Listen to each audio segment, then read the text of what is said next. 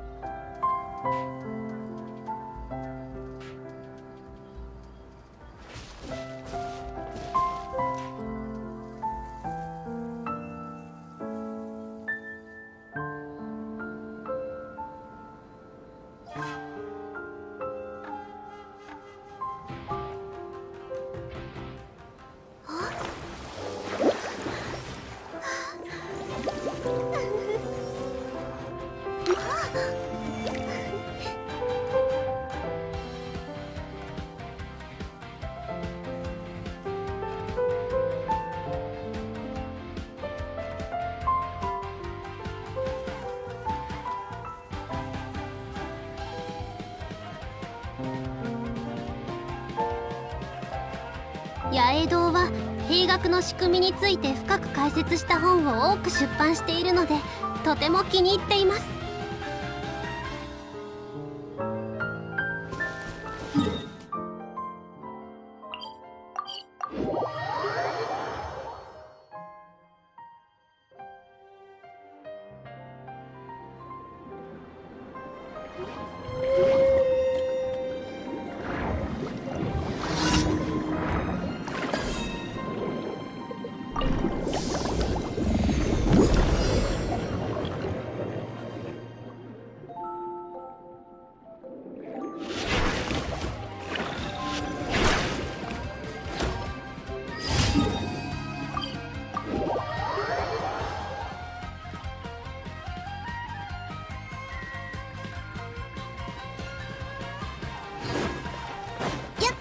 星と深淵、無事今日の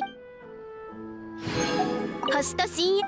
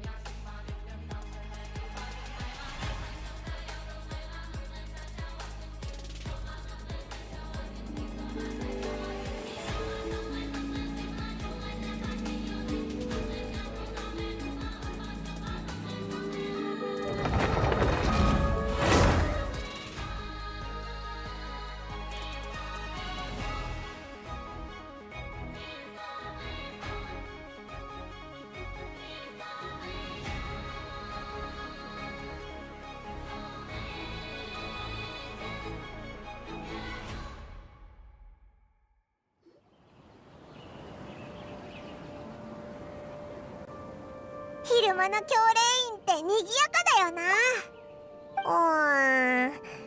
でもみんなどこにいるんだろう。旅人パイモン。お、セノ、久しぶりだな。ああ、旅人も元気そうで何よりだ。旅の疲れが溜まっていないどころか、さらにたくましくなったみたいだな。今日はまた何しに？ひひ、別に大した用事はないぞ。道を歩いてたらでっかいキノコがあって、それを見たら最近スメールのみんなに会ってないな。そうか。こっちも先日みんなでご飯を食べていた時にお前らの話題になったんだ。また旅でいろいろ収穫があったんだろう。二人を見ればわかる。ほんとか？お前たちもオイラたちのことを考えてたんだな。ああ、偶然にもな。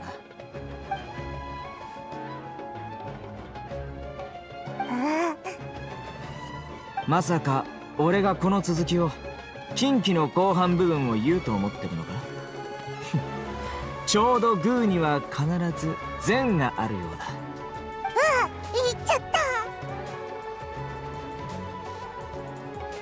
昔のジョークをよく覚えていたな。よほど気に入っていたと見える。そろそろ認めたらどうだ？本当はとっくに俺の素晴らしいジョークに夢中なんだろ？はいはい、500モラだぞ。持ってけ。もう次からは書けないぞ。はあ、セノは我慢できると思ったんだけど、水は流れ人は変わるって言うけど、そうでもないみたいだな。俺のせいなのか？分かった。なら後でお前らにデザートでもおごってやろう。実は今から仕事に行くところでな。仕事中はそうすぐプライベートの自分に切り替えられない。それでさっきのジョークもすぐに出てこなかったんだ。あれ、なんかあったのか？いや、大したことじゃない。ただその当事者の身分が少々特殊でな。いろいろと考えた結果、俺が動くことにした。なんか手伝おうか？オイラたちこうして戻ってきはしたけど結構暇だしさ、一緒に行ってさっさと終わらせて。いひひ。なんだ、ずいぶん積極的だな。デザートをおごるという約束を破るんじゃないかと心配しているのか？違うぞ。そんなに分かりやすかったか？だがまあ、悪くない提案だ。スメールの英雄2人と仕事するのも特に問題はない。ついてきてくれ。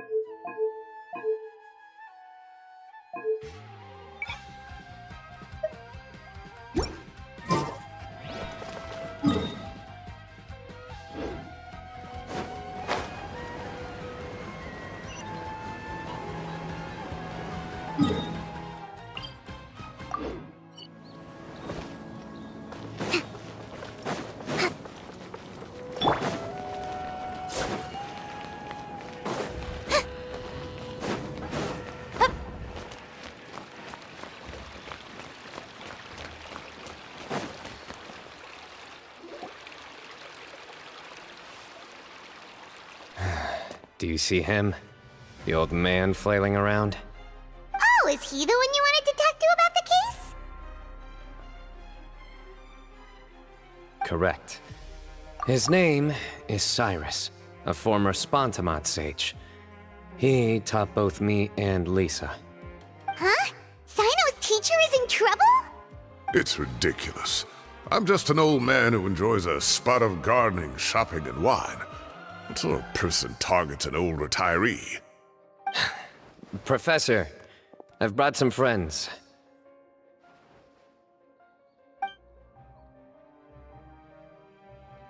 Ah, Sino. Now who do we have here? Hold on, let me think. A flying fairy dressed in white? A youth who does not seem to hail from this land? My goodness. You must be the legendary traveler in Paimon. I've heard all about what you've done for Sumeru. Wow, looks like we're really famous. I've told him about you before. You are my friends, after all. That's right. Let me summarize the situation. A couple of days ago, Professor Cyrus suddenly received a threat letter. A threat letter? Exactly. Who sends a threat letter to an old man like me, for goodness sake? This is the letter in question. Cyrus, I have uncovered your secret. If you wish to prevent it from going public, leave 10 million mora at the back door of the cafe. Secondly, don't come looking for me. You'll never find me. But I will always be watching you and all of your secrets. Finally, if you dare to report this to the Matra, there will be consequences. Wow, they sure didn't mince their words. Clearly, this person must be desperate for Mora. 10 million mora, what a joke. I'm just a single retiree with nothing to my name beyond the tomatoes in my garden. Where do people think I'm hiding 10 million mora, huh? In my tomatoes? There were no witnesses, so currently the letter is all we've got. So, Traveler, Paimon, let's put our heads together. Paimon! Paimon's ready too! Alright, take a look. Do you see anything suspicious?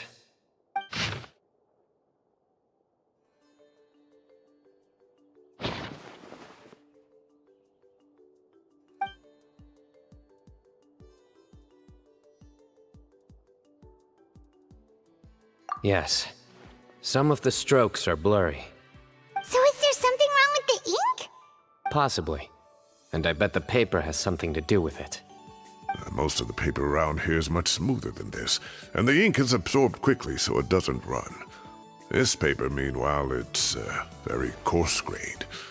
Almost as if it's made from some sort of plant matter. It's certainly not the same paper as we use in the academia, but the ink is nothing special. Just regular black ink that gets a blue tinge when applied to paper. So do we think the culprit has a connection with the academia or not? Wait, check this out! Looks like this part got wet at some point. Agreed. The staining suggests it was a colored liquid, not plain water. It also looks like it was wiped off with a damp cloth. A colored liquid, so... tea? Wine? Looks like we're thinking along similar lines. Let's go talk to Arof. There are some things I'll need him to take care of.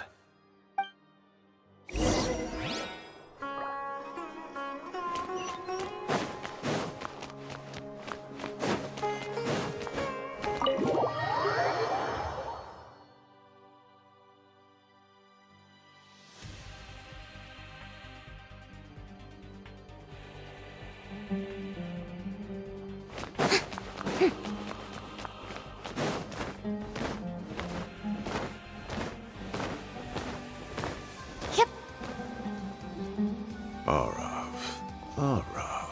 Ah, there he is.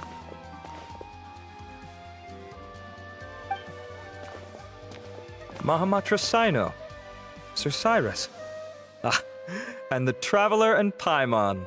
It's been a while.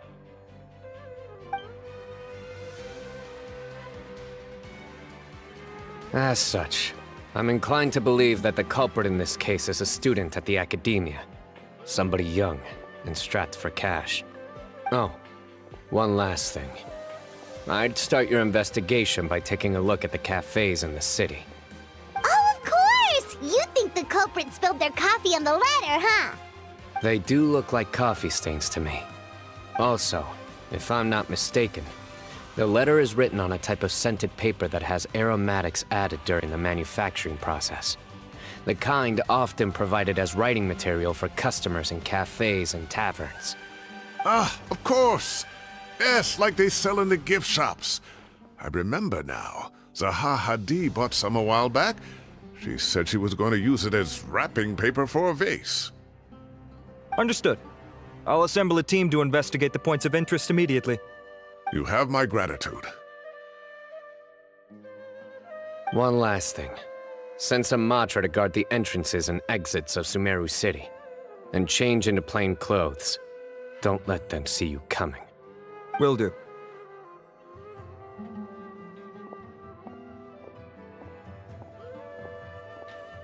Great thinking, Sino. So, where do we think the culprit's at right now?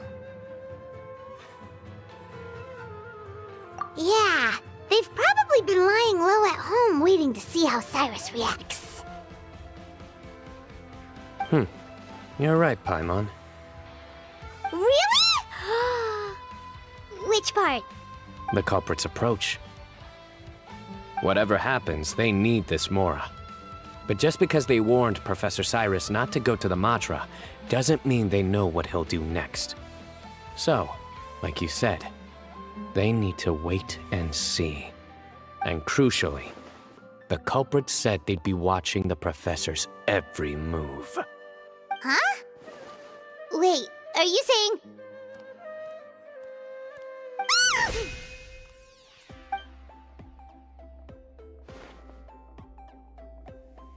Found you! What are you doing? You wrote the threat letter!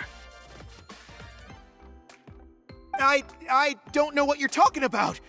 What threat letter? I sensed someone was watching us from the shadows the moment we entered the House of Dana. You managed to stay relatively well hidden for someone reckless enough to threaten Professor Cyrus. There are a lot of people here, but we were looking specifically for Arav. Whoever followed us the whole way was likely to be the culprit. I was just listening in, that's all. You know something big's going down when Mahamatra Sino shows up, right? So I got a little curious. What's the big deal? You smiled when Arav left. I saw it as clear as day. Is smiling a crime now? There are coffee stains on the letter. You mixed some coffee with water, gently smeared it onto the paper, then wiped it off with a wet cloth, all to create the impression that the letter was written at a cafe. Closing off the exits to the city doesn't affect you, because you already live here. And as long as the Matra were focused on the cafes, you would be free from scrutiny. The cafe was a red herring all along. You had to be somewhere where you could monitor the professor's movements. You can't pin this on me! I haven't done anything! Really?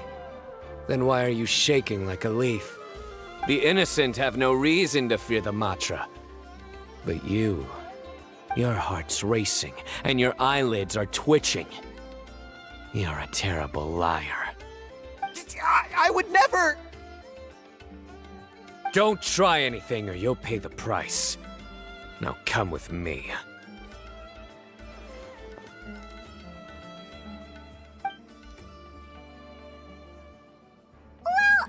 Was over quickly. Sino already caught the guy. You're telling me. One minute I go out for a quick smoke, the next minute I see Arav already on his way back to meet up with Sino. Looked like a young guy, too. Couldn't have been much more than 30. But after what he's done, I'm afraid he's ruined his whole future. Everyone, it's all over. Gosh, that was so fast. The culprit's name is Uraka, a 16-year-old student in the Rataoist Darshan. Huh? 16? Cyrus thought he looked 30-something. We checked his records. He's 16, a third-year student. But he looks so old. Yeah, seriously. Foolish child. He's too young for the criminal life. What the devil drove him down this path? We questioned the culprit regarding his motives. Oh, just spit it out. Nothing can surprise me at this point. Very well. It's our understanding that Araka is a mediocre student who has been underperforming in his classes. He started taking extra tutoring to improve his grades, but developed a gambling habit around the same time and lost a lot of mora. Down on his luck, he went to the tavern for a drink and overheard some people chatting about Sir Cyrus's comfortable retirement. They mentioned that he's always arguing about his tomato plants with some old woman on the street. Some old woman on the street?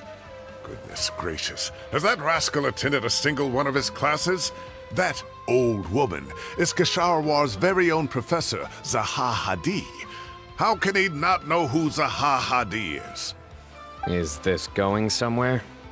Oh, right, yes. So another thing. We don't just argue about tomato plants. And what are they trying to insinuate by comfortable retirement? A man grows a few vegetables and suddenly he's living a life of luxury? Maybe it's more the fact that you have the time to grow vegetables in the first place.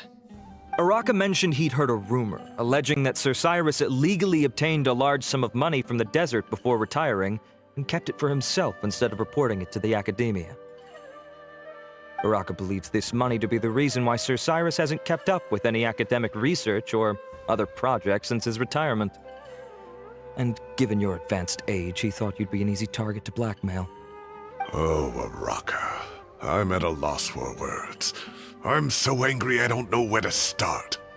People make up rumors all the time. I am quite confident that Professor Cyrus has never embezzled a mora in his life. Arav, you'll have to find some excuse to interrogate Araka again later. I need you to deliver a few firm fistfuls to him on my behalf. I completely understand how you feel, Sir Cyrus, but I'm afraid that course of action goes against the Matra's principles. Professor, there's no need to be childish about this. Oh, come on. I was clearly joking. Okay. Where does this go from here? The Academia will determine the appropriate disciplinary action against the student. And as for the individuals spreading rumors about the professor's obsession with tomatoes and some old woman on the street, there could be a slander case here. The Matra will continue to investigate. Who said I'm obsessed with some old woman on the street? Mind your wording or you'll start a whole new rumor. You seem confused. Oh, don't you understand? Uraka is just a young boy who made a very rash and very stupid decision based on some groundless rumor he heard. Besides, I didn't actually hand over any Mora to him. The whole thing sounds a lot worse than it is. All it costs me is a little reputational damage. That's all. Please rest assured, Professor, that the Academia will issue a fair and reasonable punishment. Yes, I have no doubt about that. But as a former educator, I'd still like to have a serious conversation with the boy's parents. Their family lives in the city, yes? Correct. We looked into the family. Both parents are merchants and they're often away on business. They've never taken much of an active role in their children's lives. Oh, what a mess. You don't have to seal the evidence away yet, do you? I'd like to have that letter back for the time being, if possible. I need something concrete for when I talk to the family tonight. We have to show them how serious this situation is. The relevant authorities have already reviewed the evidence and are now discussing Uraka's punishment. You can hold on to the letter for now. Just make sure to return it within a couple of days. Oh, so you'll be able to close the case in 2 days? Give or take. Cases like this are quick to resolve. Very good. Well, thank you for all your help. Perhaps we can all go for a meal together. Oh, my treat, of course. My apologies, Sir Cyrus, but I have a prior commitment. Enjoy the meal, everyone. Ah, I see. Well, that's a pity. But Sino, you have to come. You found the culprit at record speed, and I owe you for that. Ah, and isn't Tainari in town at the moment? Bring him along, too. Wait, you mean Tainari's in the city? He is. Tainari's master, Sir Nephis, called him and Kale to the Academia to help out on a project. They should be at Nephis's office at this hour. Though I must say, I'm surprised you're extending an invitation to Tainari. Did you do something to offend Sir Nephis? Don't be outrageous. Nephis offends me all the time. It's never the other way around. Anyway, hurry up and fetch Tainari. I'll head over to the tavern with the Traveler and Paimon. See you there. Go on now. Don't keep us waiting.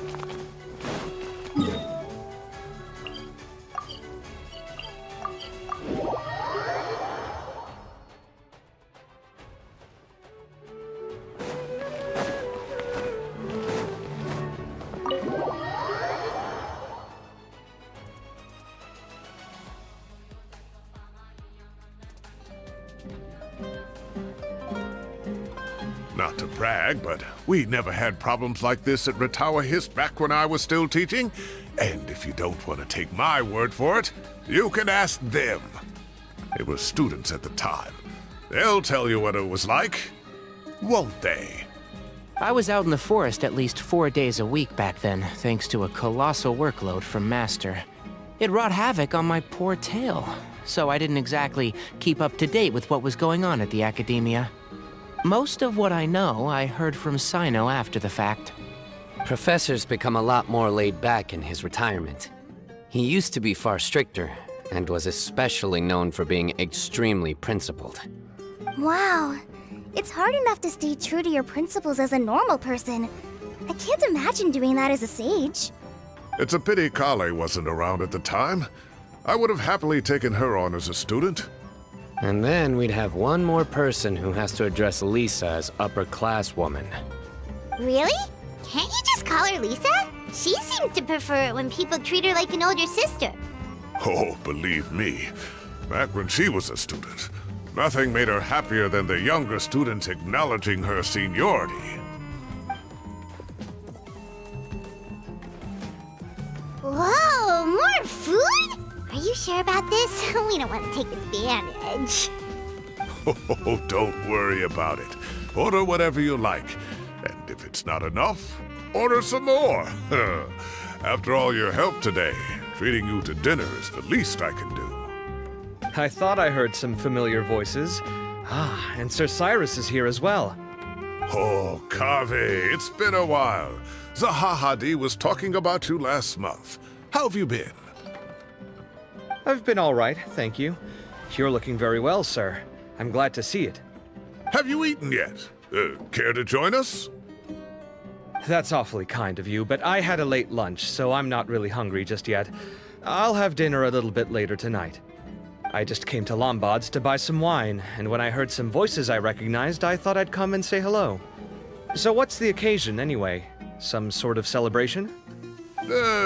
Consolation, more like. You wouldn't believe the day I've had.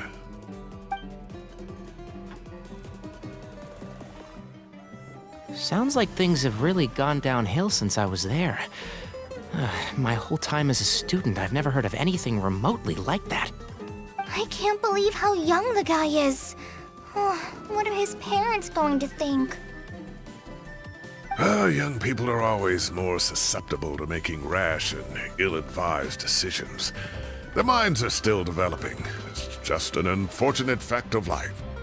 But still, this boy has some nerve. Just look at what he wrote. Oh, it makes my blood boil. Wow, yeah. Jeez. I will always be watching you and all of your secrets. And then he just followed you into the house of Dana? If this were my son, he'd get the scolding of a lifetime. Oh. Luckily, I'm also an extremely principled person. Kave! Your order's ready, sir! Coming! I'll have to get going. Have a nice evening, everyone. I'll catch you all another time. Okay, bye-bye! Here I am.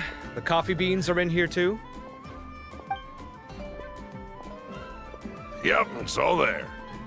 I'll stop babbling away now. Let's eat before the food gets cold.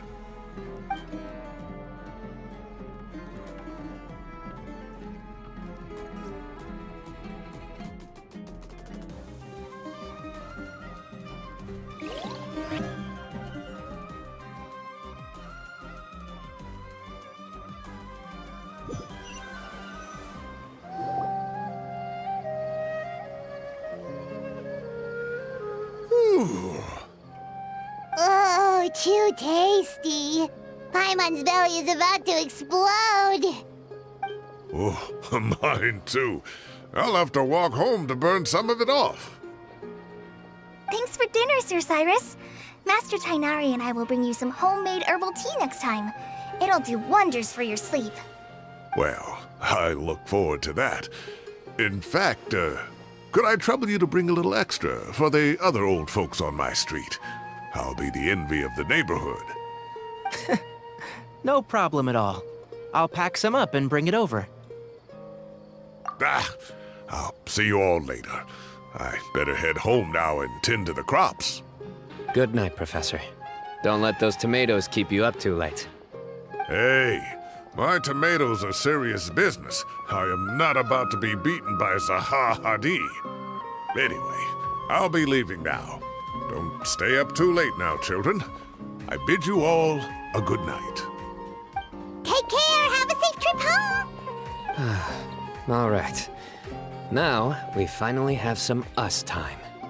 What do you mean, us time? Well, I was talking with Tainari and Kale, and since we all have some free time, we thought we could all go camping together. Think of it as our way of welcoming you back to Sumeru. Camping? Oh, that sounds fun. Paimon's in. Wait, no! That's my job! Don't take it away from me. Why don't you and Paimon help out Master or Sino? You don't have to play the hero when you're out with us. This is your chance to just, laze around and switch off for a bit. Everyone, let's meet tomorrow afternoon at the riverbank to the southeast of Gandharvaville. No need to bring anything. We've already packed everything for the trip.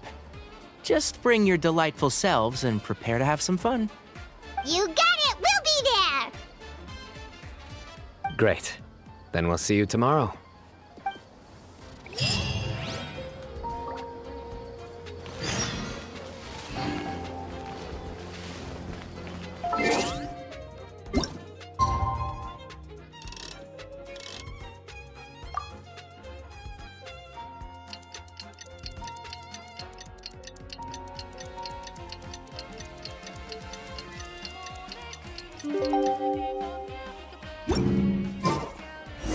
Time to set off. Let's head to the southeast of Gandharvaville and meet up with the others.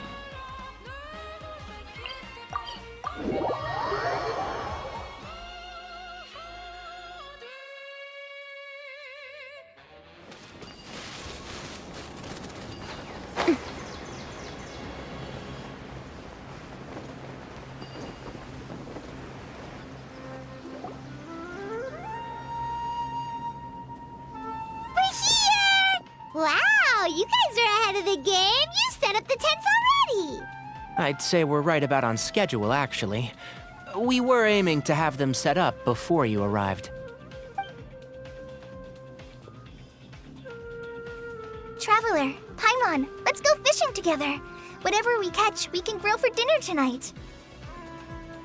You got it. Dinner's on us tonight.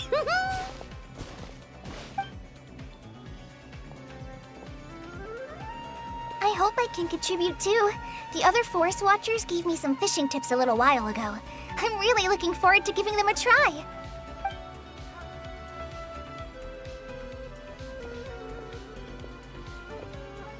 I saw some very appetizing mushrooms in the area, so I gathered a few for us. I'll leave them here along with some fresh fruit. Wow, camping with a Forest Watcher is the way to go. They think of everything. And even if they don't, they can improvise. This is true. I don't think I've ever had a single rough day in this forest. So, how has everything been going for you? Well, there's been some high points and low points, but we've had some unforgettable experiences along the way. I see. Oh, in that case, you should try a valberry. I bought some from the market this morning. A valuable suggestion. Just don't bury your feelings using food. All I wanted was to recommend something bittersweet. Oh, I have a sudden craving for fruit tea. I'm gonna go fetch some stuff. Bye!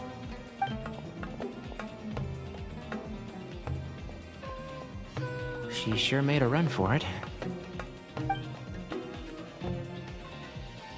Unbelievable. She made a run for it. So Kale chose the path of tactical retreat. Could it be she foresaw what shall soon come to pass?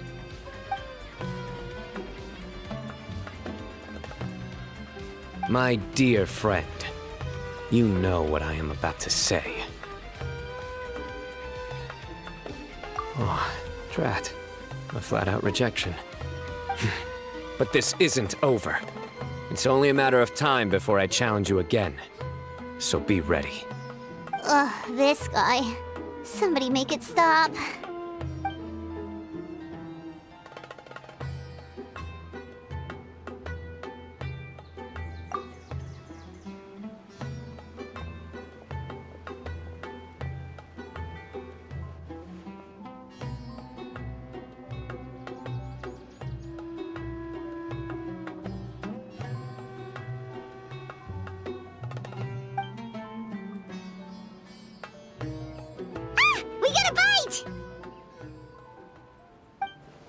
I'll reel it in.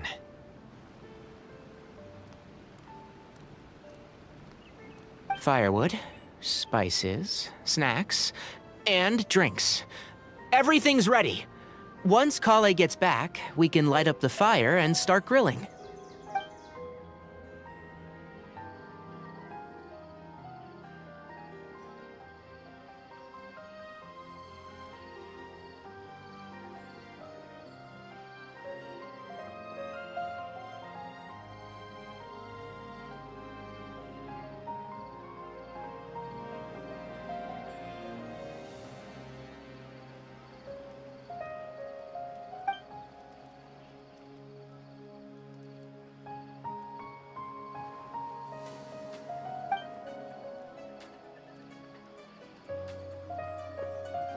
There are 3 tents. Which one do you two want to take? How about the one on the left? Well, Paimon just thinks the ambiance here is a little better. True. But it's also the closest to the water. If there are any sleepwalking fungi around tonight, they might stumble into your tent. Well, that's no good. Take my weapon. You can use it to bar the entrance. Anyone would think you were sealing the gates to King Deshret's mausoleum. Excellent. Then this tent will be an impenetrable fortress. I'm back! How's your appetites? Ready for the barbecue? Always.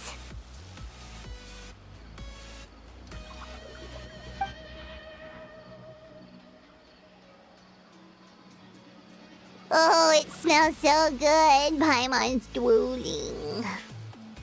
Someone sure is desperate to eat. I think it's time to add the seasoning. How do you like your skewers? Well done? Medium? Rare? Wait, what? Isn't that just for steaks? Hey, if it works for steak, maybe it works for other things too. Medium well for me. Okay, these are about ready now then. It'll be a few more minutes for anyone who wants theirs well done.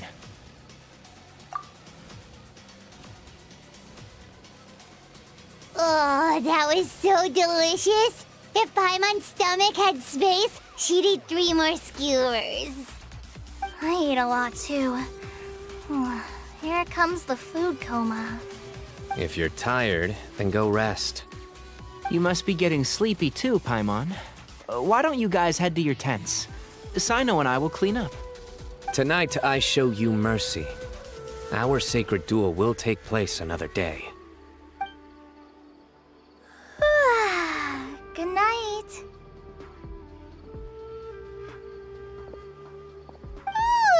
Paimon's struggling to keep her eyes open. Oh, don't forget this. The Staff of the Scarlet Sands. Wait, you were actually being serious about that? It's a very powerful weapon. Try it. Paimon can't even lift that thing. Fair enough. You sure you don't want it? Yeah, Paimon's sure. We'll be fine. And even if we do get an uninvited guest in the night, Paimon will be here to take care of the traveler.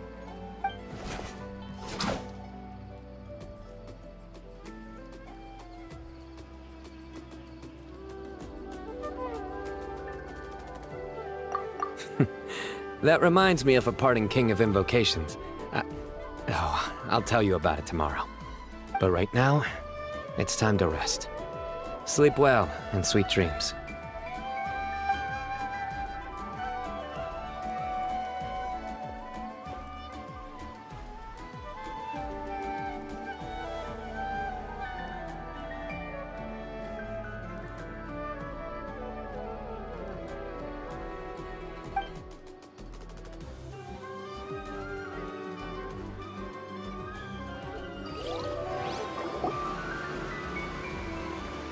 I think they should all be here.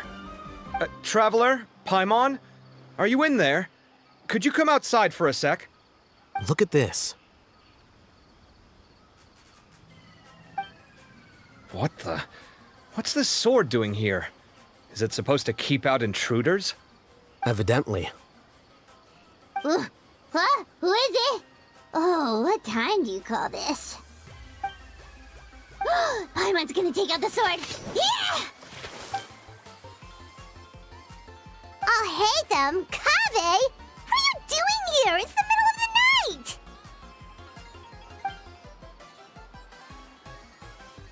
Sorry to wake you up at this hour of the night, but we've got a situation on our hands. Let's get dressed and talk about it outside.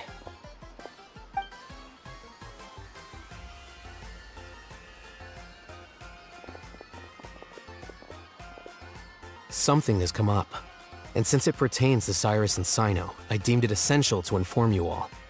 Whoa, back up. Let's start from the beginning.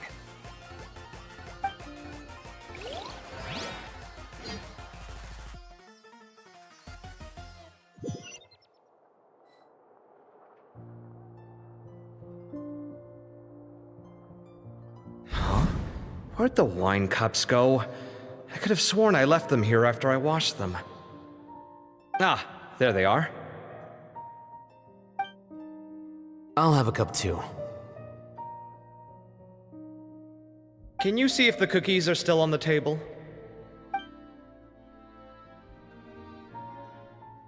They are, and so are the fruits. Oh, this is so bland. I should have gotten a few bottles of what Cyno's group was drinking last night. Do tell. What were they drinking? Oh, right, I forgot to mention. So, I ran into Cyrus yesterday evening when I went to the tavern to pick up some things. He was hosting a dinner for Cyno, Tighnari, Kale, and the Traveler and Paimon. Anyway, they got a bottle of Lombard's new vintage for the table. At least, I think that's what it was. It looked pretty good. Sounds like they're all tangled up in this. You know what it's about, right? 16-year-old kid tried to extort Cyrus. He was asking for 10 million mora. I heard some people talking about it on the streets, yes. Didn't take them long to catch the culprit. The sages are probably dealing with the case by now. I wonder what Sir Nephis and the others will make of it. Oh, Cyrus showed me the extortion letter too. It was crudely written, but the paper had this beautiful pattern on it that I've never seen before. Really caught my eye. Give me a sec, I'll sketch it out for you.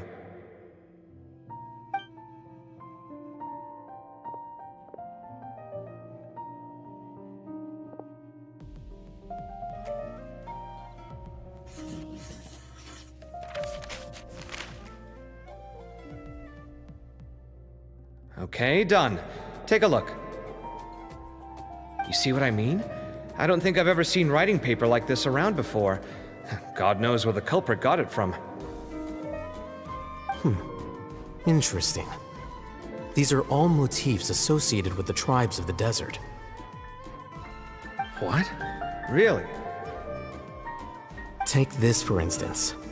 Looks like an outline of a spire, similar to the kind found on some ancient palaces. And the crisscrossing and mirroring here, I recognize that too. It bears a striking resemblance to an ancient emblem, one that hasn't been used in a very long time. Whose emblem is it? It's the emblem of the Temple of Silence.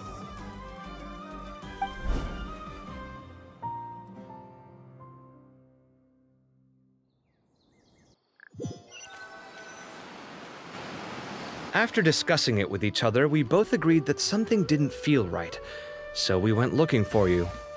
This was a long way to come from the city. Alhaitham figured you were probably with Tighnari, so Gandharvaville was our first stop. But the Forest Watchers told us that you'd gone camping. Then, just as we were heading off to the campsite, we ran into Cyno. He said he was on a supply run. We exchanged a few words, and then he ran off. Hold on. So what's the deal with that emblem you were talking about? The Temple of Silence, you said? What is that? Should we be worried? Something's up, huh? Give me a second. Let me get Kale.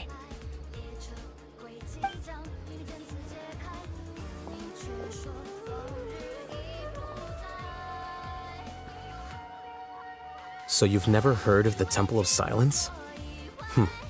Well, to put it simply, it's an organization that has existed in Sumeru for over 1,000 years.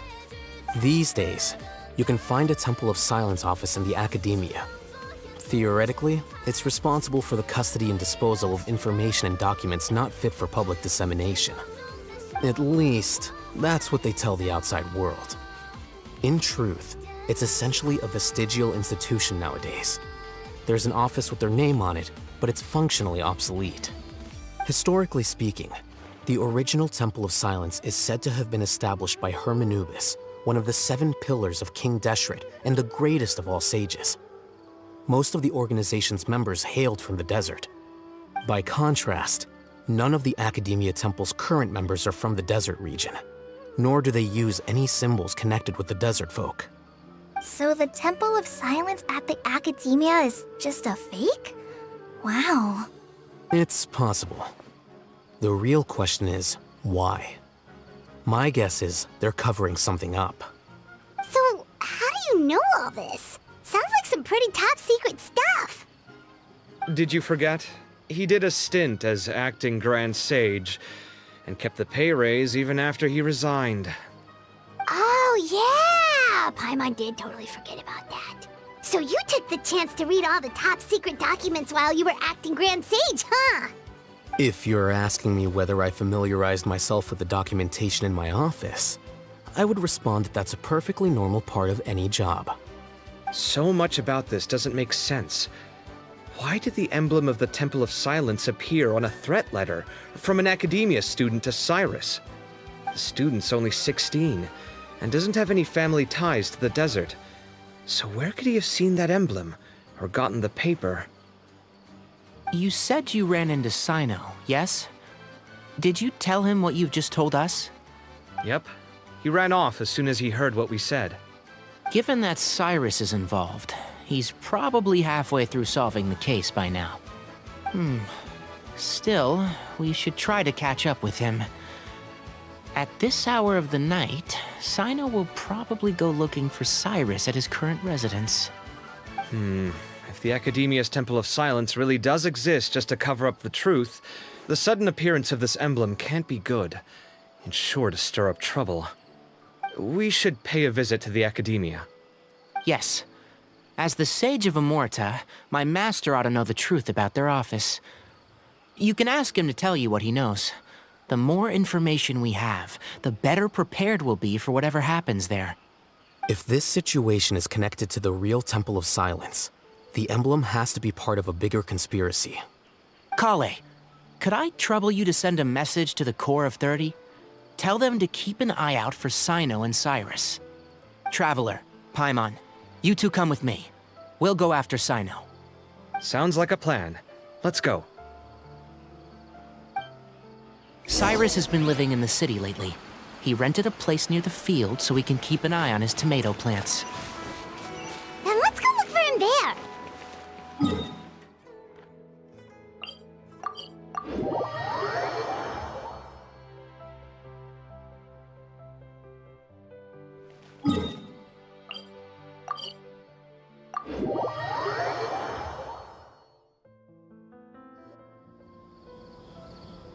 Here we are. This is the place. We might be too late. Looks like nobody's home. Oh, Sino moves fast. If he was here, he's probably long gone by now. I know that voice. Is that Tainari I hear? Ah! Professor Zahahadi! Wow, so it really is you. My goodness, whatever is going on tonight? We're looking for Sino. So, he's already been here. Yes, not long ago, in fact. He knocked on my door and asked if I'd seen Cyrus today at all. I told him the old fool left early this morning, and I hadn't heard him come back. So we went to his place, and would you believe it? He's gone. Goodness knows where to. It must have alarmed Sino, because he took off in an awful hurry after that. He never did explain what this was all about. How serious is it? Well, if Cyrus isn't at home... Oh, it sure doesn't sound good. Professor, did you hear that a student recently tried to extort Cyrus? Why, yes. When I left the house that day, I noticed he was watering his flowers in the field in complete silence. He had a piece of paper clutched in his hand, and he looked lost in thought. I could tell something was troubling him, but he wouldn't tell me what it was. If Sino hadn't happened to visit him that day, he'd probably still be holding on to that thing. After seeing the letter, Sino told him to contact the Corps of 30, but Cyrus was very reluctant. He claimed it would only damage his reputation. Eventually, he relented, after much persuasion from Sino. Huh? Cyrus didn't want to report it? Well, that's strange. When we saw him, he seemed pretty okay with the idea of the kid getting his just desserts. As a former sage, it's possible Cyrus still has enemies at the Academia. That's why Sino was so insistent that he report the matter to the authorities. I was there while they were going back and forth over it. So Cyrus initially hoped to stop this from going public. But why?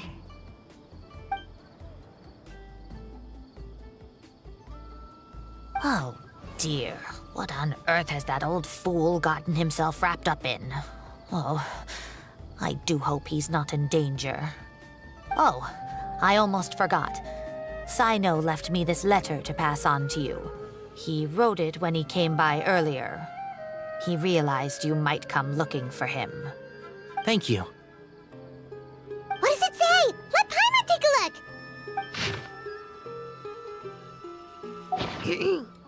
My friends, this is a rather complicated state of affair.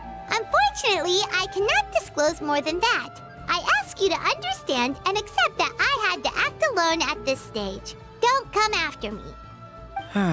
Yep, that sounds like Sino. Thank you, Professor. Please do not worry. We will do all we can to protect both Sino and Cyrus. Traveler, Paimon, let's head to the Academia and regroup.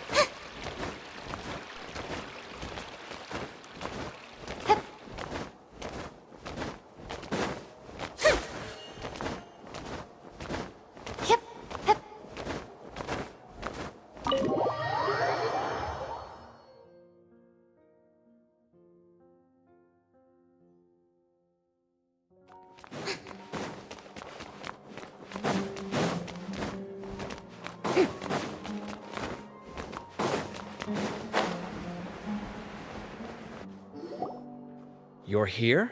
I thought you were going after... Ah, I guess you lost their trail. We went to Cyrus's house. No one was there. Sino got there before us, but he was long gone by the time we arrived. He didn't say where he was going? No, he left us a letter and told us not to go after him.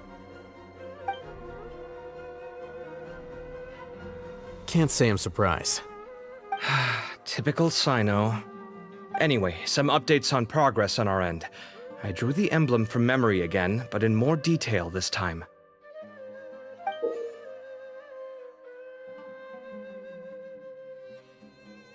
I checked some ancient texts for a similar design. The one I found was a little blurry, but the similarities in the general form and certain details were clear enough to confirm a match. Yeah, and we're lucky we found anything at all. It turns out the emblem was all but lost to history. We scoured the entire Academia collection, and that book was the only one with a record of the motif. Meanwhile, Arav managed to get Araka to disclose his source. The one who told him about Cyrus's embezzled funds was a young man from the desert. According to Araka, he had a striking presence and was well educated. Apparently, the two met in the tavern over a game of cards. The guy claimed to be in the city for business as part of a merchant caravan. Uraka was intrigued when he heard what his new acquaintance had to say and brought up the idea of extorting Cyrus for Mora. The guy encouraged him to go ahead with it, then handed him some pen and paper to write the letter. I see. So it could be that this person planted the paper intentionally. So, how do we find this guy? Did Uraka say where he is? He doesn't know. He claims not to have seen him since that day in the tavern. The man gave him some tips on how to carry out the extortion, but from then on, Uraka was acting alone. Nephis and Arav have gone to meet the Core of 30 and review the city's entry and exit records. Also, Nephis admitted that the Temple of Silence in the Academia is just a facade. The true Temple of Silence once came to the rainforest to establish a collaboration with the Academia, but as time went by, the sages gradually became corrupt and foolish. The Temple of Silence felt that they could no longer trust the Academia and ended the partnership. They retreated back to the desert about 400 years ago. Ever since its inception, the Temple of Silence has been the guardians of King Deshret's civilization and belief system. They traveled throughout Sumeru, sequestering and guarding any wisdom that posed a threat to the people's livelihoods. At its roots, it was a legitimate and reputable organization whose purpose was to guide people towards the right path.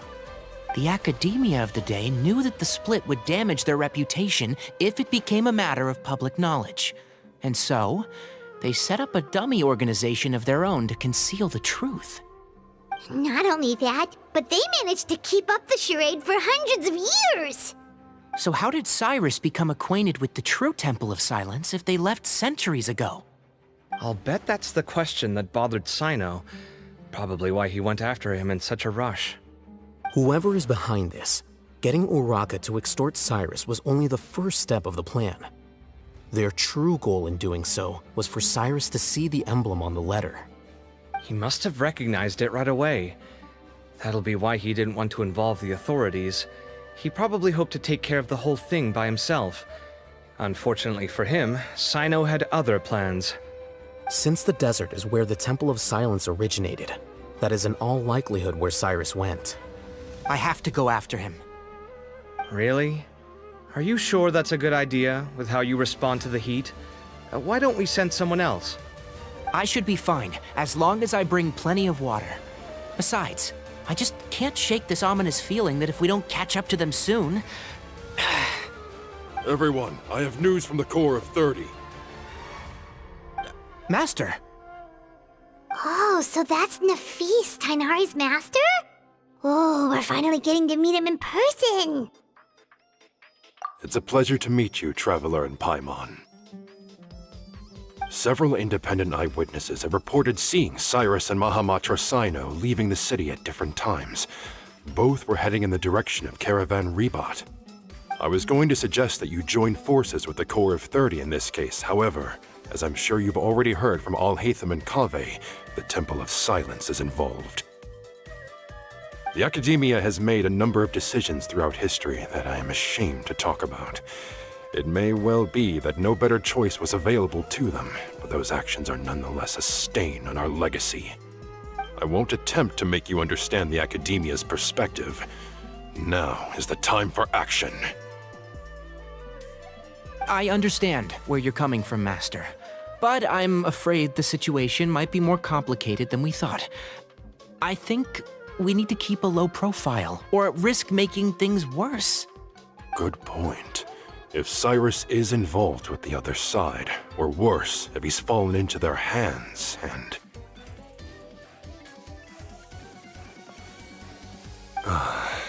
Everyone, we have to get Cyrus and Sino back safely.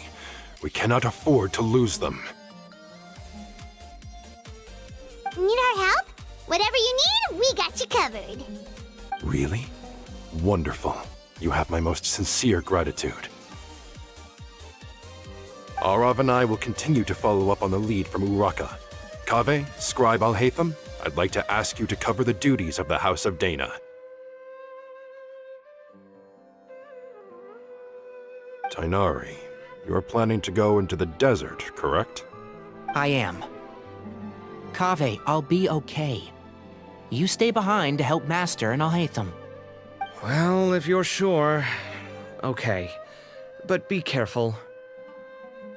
Thank you all. Arav, let's go. You'd better get moving. Don't forget to ask for help when you need it. Will do. Let's go, Tighnari. Hopefully we can catch up with Sino before it's too late. Knowing him, he's probably covered a fair distance already, but we still have a shot. Let's take it.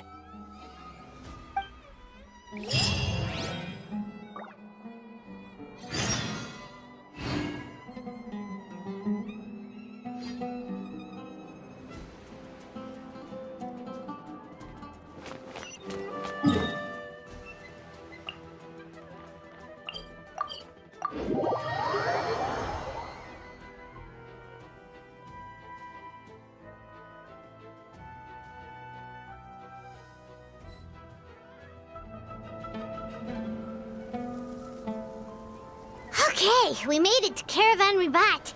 Where should we go next? Maybe we should ask the nearby guards if they've seen anything. Hold on. Look over there. Is that Dia? You sure you want to brave the desert alone? I mean, it's your choice at the end of the day, but still. It's not my first time. I'll be fine. Sino. If you're really going to go through with this, then at least take our advice. When you're packing for your trip, budget for 5 days more than you plan to spend out there. Makes sense. Okay, I'll go get ready. Thought we might find you here. You're trying to retrace Cyrus's steps, aren't you? Didn't I tell you not to come after me? I thought I had a good lead on you. Sorry, but we never agreed to that. Why would you go off on your own like this? Nothing personal. It's just a complex situation. And I'd rather not involve anyone else if I can help it. Takes a special kind of person to get Sino chasing them all the way out to Caravan Ribat. But why so coy today, huh? You only gave us his age and description. Why can't you reveal his name? Is he Sumeru's most wanted or something? Oh, also, hey guys, it's been a while. Dia and Candace! So nice to see you. Actually, seeing all of our friends is the whole reason we're here. You're looking well. Glad to see it. Candace and I came to Caravan Ribat on business. We ran into Sino as he was asking about some elderly gentleman's whereabouts. Some people say they saw him. Guess he stood out as an older guy heading into the desert alone with just a sumpter beast in tow and very few supplies. That's gotta be one heck of a story there. Sino, it's okay if you can't tell us anything about the case, but let us know how we can support you. We're here to help however you need. The more people we have working on this, the quicker we'll be able to find the person you seek. No, it's not that simple. If I'm right, he'll be doing everything he can to avoid us. We spoke with Zaha Hadid. From what she said, it's pretty clear that he wants to try and solve this on his own. It won't be easy trying to find him in the desert when he's deliberately trying to cover his tracks. Sounds like this is far more complex than we imagined. Still, if he started from Caravan Ribat, the chances are that his route took him past our village. You may as well ask if anyone there has seen him. My thanks to you both. Once this is resolved, I will find a way to repay you. Come on. No need to get all serious. Just buy a round of drinks next time we're all in the city or something. That's a deal. All right, so, you all set? Yes, we'll handle it from here. Thank you again for your help. I don't take it for granted. All right, then we'll leave you to it. Just remember, if you change your mind and need some reinforcements, we'll be here. And don't think you'd be imposing. You can depend on us. Don't worry, worry, we'll keep him out of trouble.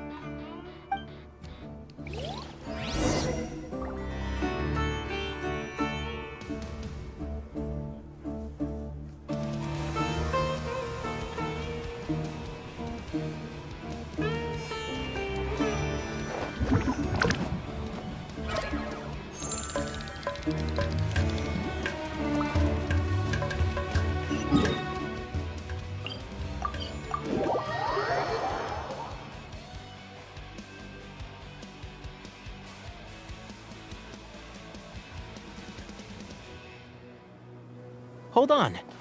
There's a few things I'd like to clear up. Go on. So, after you left the campsite, we had a longer talk.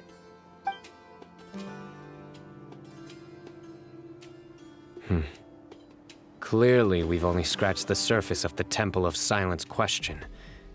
It doesn't surprise me at all that the one in the Academia is a fake. Do you have any connection with the Temple of Silence? I do. I trust you're all aware of the spirit that gives me my power. Hermanubis, the original founder of the Temple of Silence. Due to my unique constitution, I was put through a number of trials in the desert when I was younger. Later, I met the professor, and he brought me to Sumeru City. But my memory of that time is hazy. I can't recall much. It's a good thing that Kaveh noticed the emblem on the letter. Without that, I don't know if we would have connected the dots and realized there was more to this case than mere extortion. I did not recognize that symbol at all. Whether that's because I've never seen it, or because my memory fails me, it's hard to say. Yeah, you're right. Thank goodness for Kaveh, and for Alhaitham's diligence during his time as acting Grand Sage. But Cyrus must have recognized it right away, right?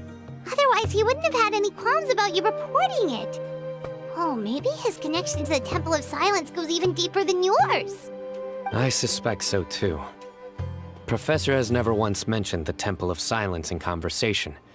And whenever the conversation turns to Hermanubis and the concept of spirit indwelling, he avoids going into any depth. Well, speaking of avoiding things, you do realize, don't you, now that we've caught up with you, you're stuck with us for the rest of the way? I am aware. And I have accepted it. Or rather, I don't see how I could manage to ditch you en route, so I might as well accept that you're coming with me. That's right. Fact is, we're coming with you whether you like it or not, so the best option now is to try to look out for each other. Ha! Fair enough. Then at least let me buy you a drink once we're back in the city. Works for me. All right, off we go. Let's start by seeing what the guards here can tell us.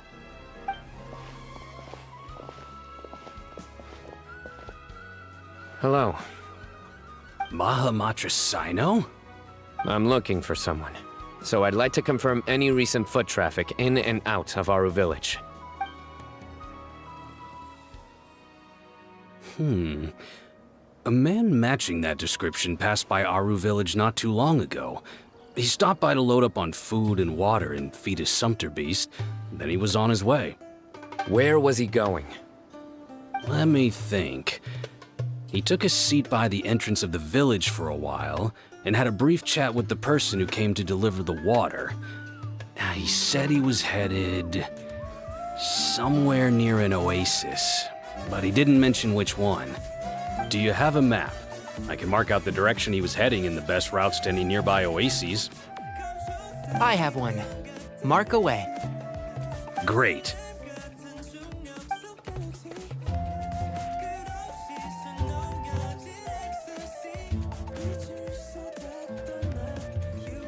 There you go. Thank you so much. You were a great help. You've got a really good memory. Ah, you're quite welcome. Just doing my job. Best of luck. I hope you find him soon.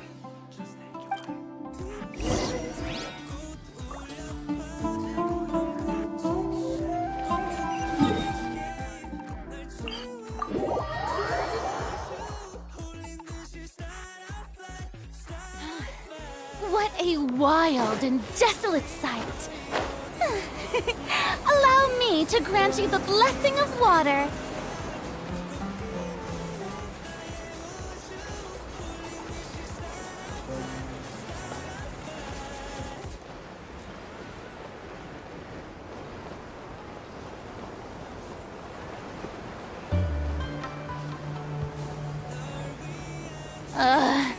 The sun feels almost as hot as those studio lights I'm in front of all the time.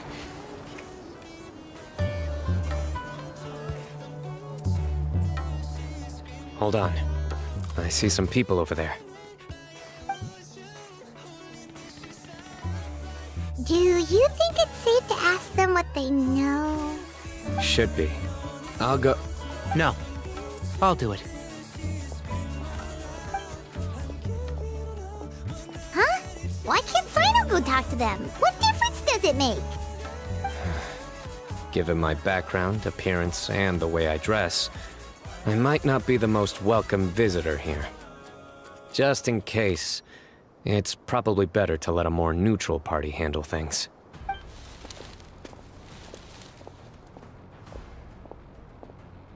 Ah, hello there. I hope I'm not interrupting. My friend and I are looking for an elderly man who's gone missing around these parts. Any chance I could ask you a couple of questions? Oh, a missing person, huh? Sure. What do you want to know? I'm just wondering if you've seen him. Let me give you the details.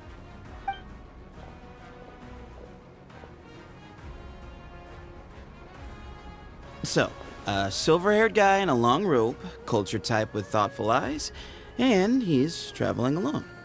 He'd stand out like a sore thumb around here. Yeah, sounds like the kind of guy we'd remember if we saw him. He's looking behind me. Uh-oh. That guy's looking our way. Your friend over there stands out a lot, too. Hey! Aren't you Sino, the General Mahamatra? Yes, that's me. You don't seem surprised that I recognized you. It wouldn't be the first time.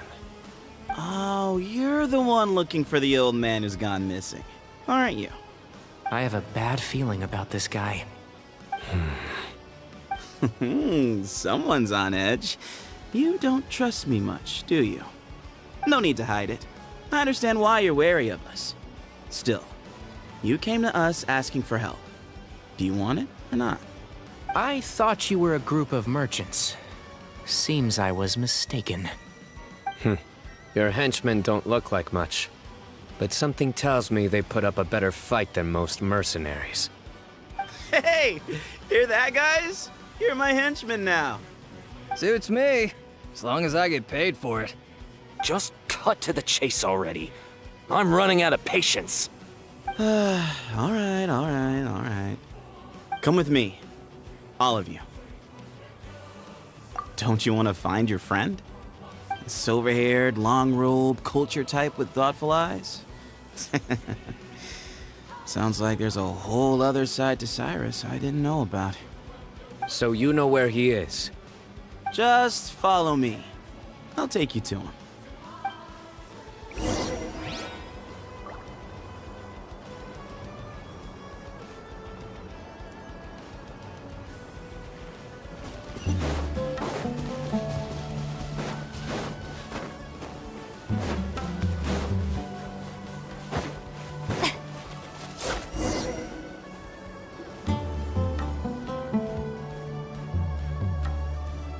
And here. What? Where are you looking? There's nothing here. Please step back. Whoa, something's coming out of the ground. What is this enormous building doing here? And how was it so well hidden? King Deshret's technology? Wait, so... Hold on, who are you guys really? Is this the Temple of Silence? So you're a member? All good questions. There'll be plenty of time to address them later.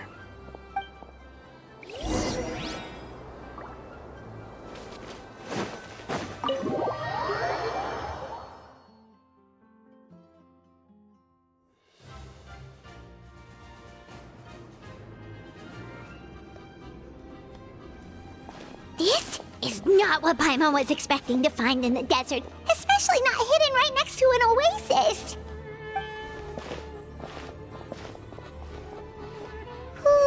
Paimon's scared. They must have kidnapped Cyrus. Do you think this is the guy Raka met in the tavern? What's wrong? Thinking about your professor? I just hope for your sake you haven't done anything you might regret. Me too. Hope I haven't done anything to incur your wrath.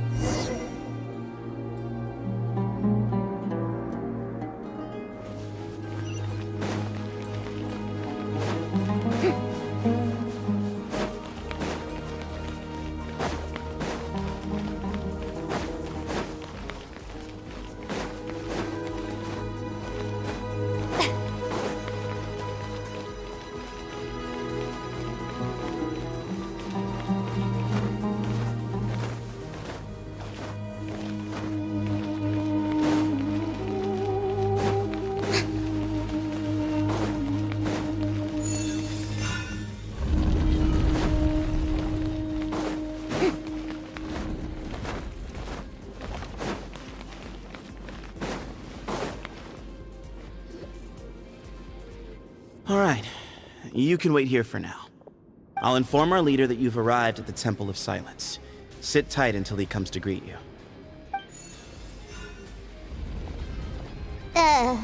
So he's just gonna leave us here unattended? Maybe we're not being kidnapped after all. They can't have been at the oasis by chance. They were waiting for us. Whoever the leader is here, they were obviously counting on us showing up. So this is the Temple of Silence. After leaving the rainforest, they hid themselves here? Hey, look! That guy's coming back. Don't worry. Someone will come and call for you soon. What's your name? Sorry, guess I was so delighted to see you, I forgot to introduce myself. My name is Sethos. I'll be here if you need me, but I'm not planning on answering all of your questions. Other than that, you can occupy yourselves however you see fit. So we're free to explore by ourselves? Yep.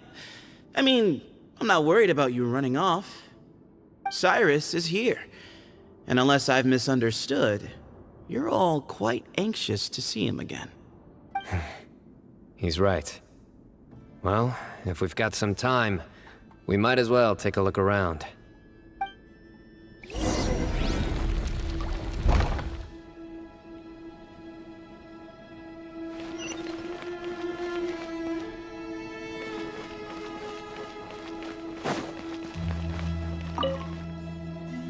I never imagined that the true Temple of Silence would be hidden somewhere like this.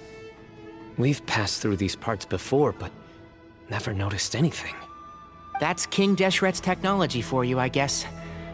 It borders on the miraculous.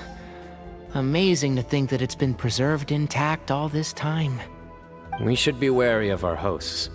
Still, at this point, we can be confident that the professor is safe and sound, so that's something.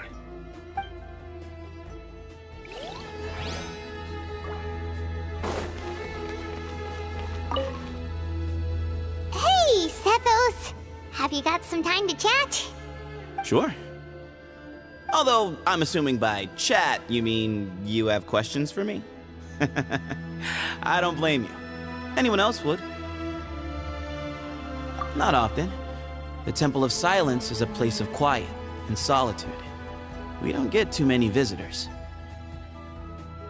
Yes, that was me. Although, tricked is a stretch. He was asking everyone in the tavern about ways to make some easy money. He insisted that nothing was off the table, even if it broke the law. So, I told him that Cyrus had embezzled a large sum of mora from the desert. So you framed Cyrus for a crime that he did not commit? No. That's not entirely true. Let me jog your memory. The letter just said that he had uncovered Cyrus's secret. It didn't say what secret that was. Of course, Arlecchino was a great accomplice, really. Very cooperative with a little bit of wine in him. Did exactly what he was told. And not much of an original thinker, though. It doesn't surprise me that he struggles academically. Why did Cyrus leave for the desert as soon as he received the letter? You'll have to ask him that one yourself. Certain things I can't answer for him. I'm neither judging nor defending him. All you need to know is that he recognized our emblem, and it was his own choice to take the bait. What kind of question is that? He's the General Mahamatra. Everyone in Sumeru knows who he is. Right, but back at the Oasis, you can't have known who he was for sure, or you wouldn't have asked him. So, what we're really asking is, have you never seen him in person before? I've lived in the desert my whole life. Guess you could say I've never had the pleasure. Ugh, why does Paimon feel like this guy's not being straight with us? Come on, we've only just met.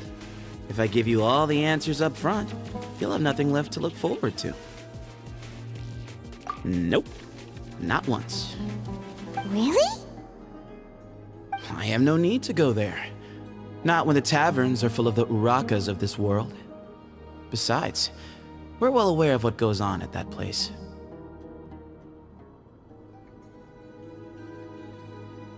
Spies? It's not as clandestine as that. The city gates are wide open. Anyone's free to walk in. You can find out all you need to know just by walking around town and hearing the word on the street. Mm-hmm.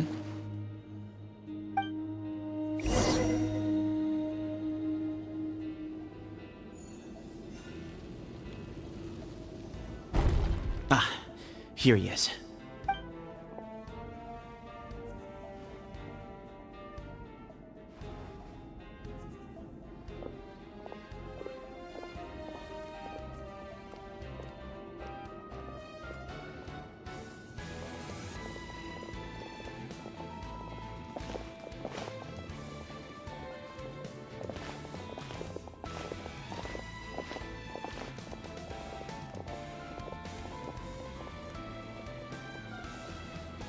Grandfather, the person you wish to see is here.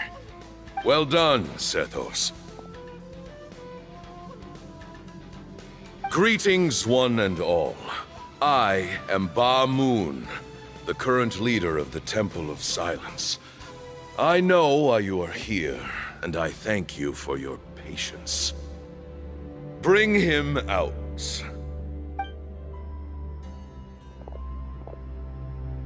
Professor! Cyrus, are you okay? Ah! Watch what you're doing! Oh, my apologies. We have no intention of causing you distress. But you must understand, Cyrus is of great importance to us. We had to find a way to bring him back to us. Cyrus owes me his life, and to the Temple of Silence, he owes a debt of gratitude. I let him go a long time ago, but now, the time has come to demand payment. I wanted to end my feud with this old bag of bones before you caught up with me. But you got here so quickly. Just leave, Sino. This is a matter between us two old men. You're all too young to get involved. So that's why you didn't want to report the letter. You'd made up your mind to come here from the beginning. You only left in such a hurry to try and throw us off your trail. Some things in life catch up with you, no matter what you do. You shouldn't have come, let alone brought the others. Sino didn't make us do anything. We came here for the same reason he did, to rescue you. We'd appreciate you telling us the truth. Otherwise, it seems a little unfair on everyone who had to stay behind. My secrets are secret for good reason. Bringing them to light can only lead to misfortune. You're afraid, aren't you? You can't bring yourself to speak of your past deeds to the students you nurtured as if they were your own children. You recognized our emblem because for many years you lived among us. Indeed, you all but became one of us. You knew as soon as you saw the letter that we, not Arlecchino, were the ones speaking to you. It threatened you only because you know what you did. Your own guilt convicted you. For you, Cyrus, are a traitor. You once shared your learning with us, and joined us in our mission to revive the might of Hermanubis, to bring new hope, new opportunity. But then you betrayed us. You bargained for your independence with your past contributions. And then you left, taking with you Hermanubis' might and the wielder of his power. We both know what I said to you that day. That as the leader, I grant you permission to leave, but that one day, the sands of time will catch up with you. And when that day comes, you must pay the price you owe. You really know how to hold a grudge. Hermanubis' might? And the wielder of his power? Does he mean you? Professor, anything to say? The moon is right. I came here once before. They rescued me from the brink of death once, many years ago in the desert. When he learned that I was a scholar, he invited me to come here and revive the might of Hermanubis together.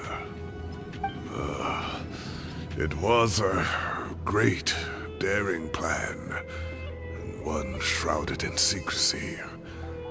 The Temple of Silence had been bereft of Hermanubis for too long. The strength of its faith and its warriors were waning.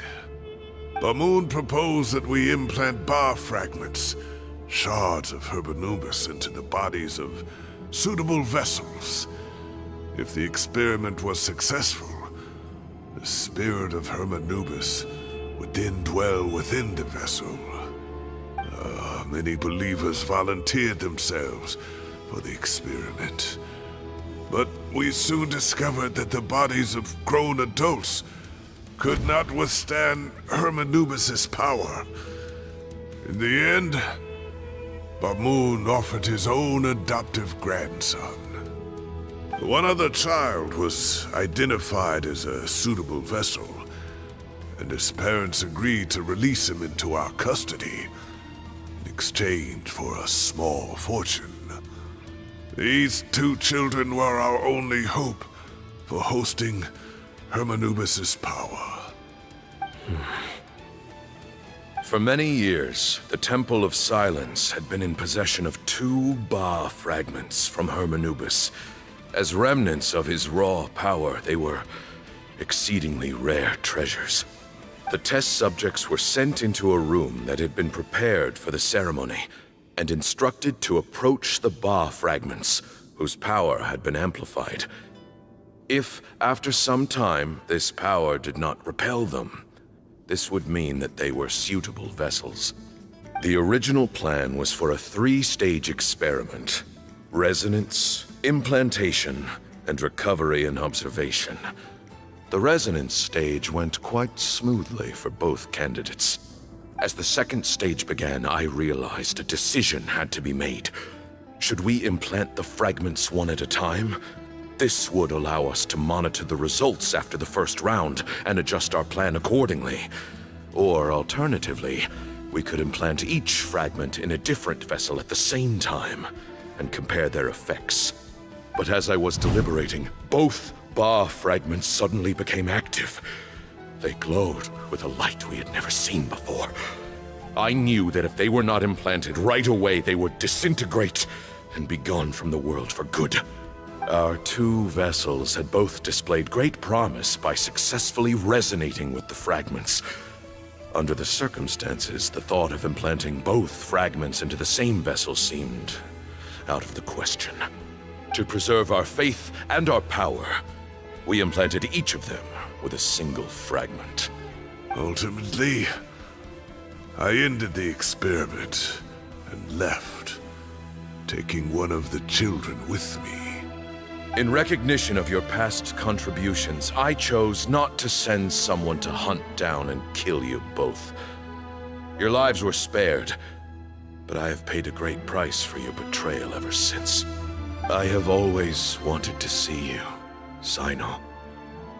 Losing you and your Ba fragment dealt us a devastating blow. We've been in decline ever since you left. I see. So that's how I gained my power. Look, in essence, I borrowed your Ba fragment for a decade or so. And now you are seeking justice. If you want to take my life, then so be it. I'm an old man now anyway. But you cannot lift a finger against Cyno. He is the General Mahamatra. Your actions would be seen as a declaration of war against the Academia. I'm sure you don't remember anymore, dear Cyno, but you've met us all before. You were so young then, when we all gathered around and celebrated the revival of our Lord. You and he, Sethos, you were our final hope. You'd like me to return my power? As a follower of Hermanubis, I have allowed this power to remain in the rainforest for far too long. Now, it is time to reclaim it. That power is not yours to reclaim. Cyno was chosen by the gods.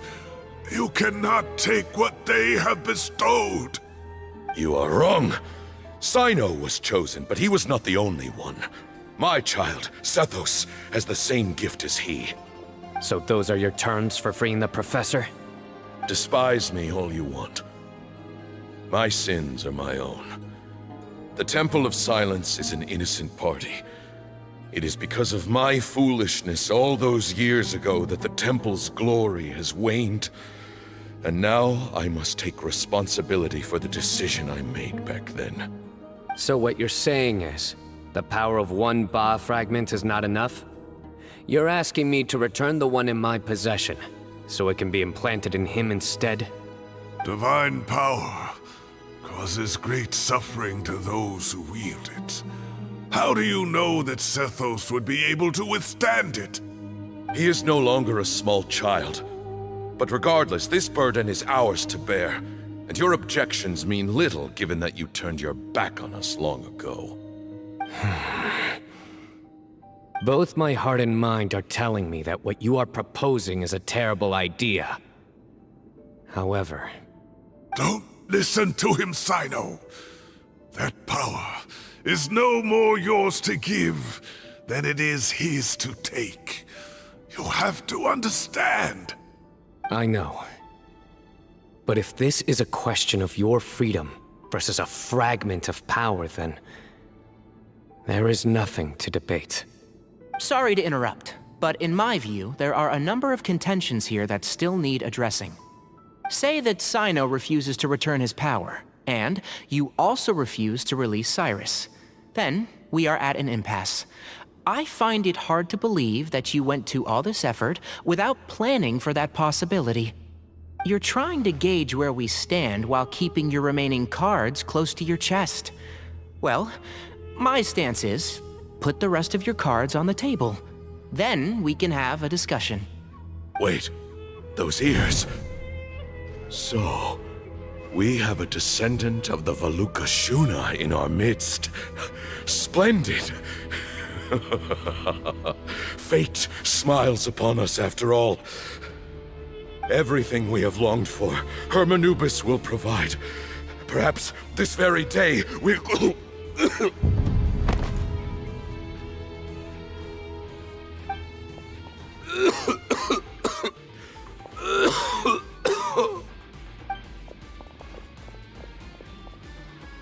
he coughing so much?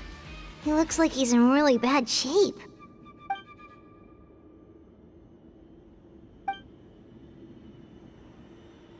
Moon, you... Take our leader back to his room. Sethos, you must... Grandfather, I know what you wish to say. Leave this in my hands. I don't like to drag out conversations, so I'll just cut to the chase. Had Cyrus not stopped the experiment all those years ago, the plan would most likely have been a success. The wisdom of Hermanubis would have been ours. Still, it's no use talking about what-ifs. We cannot change the past. I'm not like my grandfather. The Temple of Silence has a grand legacy and a sacred duty to fulfill. So it's somewhat inevitable for the leader to have an inflated sense of self. But I see things a little differently. I don't believe the temple has the same stature that it once did. Time has worn away at its prestige and changed things almost beyond recognition. So I'm not going to force your hand. You're all free to leave. Except for Cyrus. My grandfather gave him his chance once. And now I'm giving the rest of you yours. You have courage and wise judgment, kid. Reminds me a lot of Bamoon in his younger years. I truly wish that the temple would take an objective look at the academia of today. You've been to the city yourself. I'm sure you've seen that much has changed for the better. And things will only continue to improve. Why not consider cooperating with the academia once more? If you hadn't betrayed my grandfather, I might well be open to persuasion. But it's a bit too late for that now, Cyrus. Tainari made a good point earlier. He said there has to be more to your plan than this, and I agree. All you and Ba Moon are after is the Ba fragment. The professor will accept whatever fate you deem fit for him out of a sense of guilt. I am the one who has a choice to make.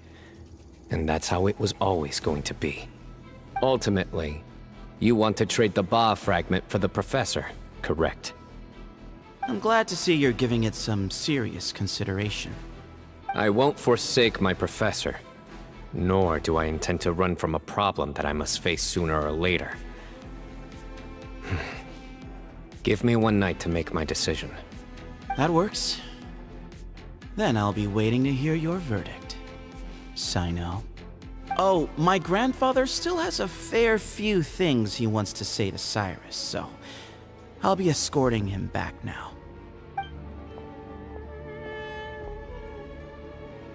Are you sure about negotiating with him? I need to think this through. Everyone, let's meet again later tonight. Until then, take some time for yourself. Alright, well, don't put too much pressure on yourself, Sino. If you need any help working things out, just come and find us.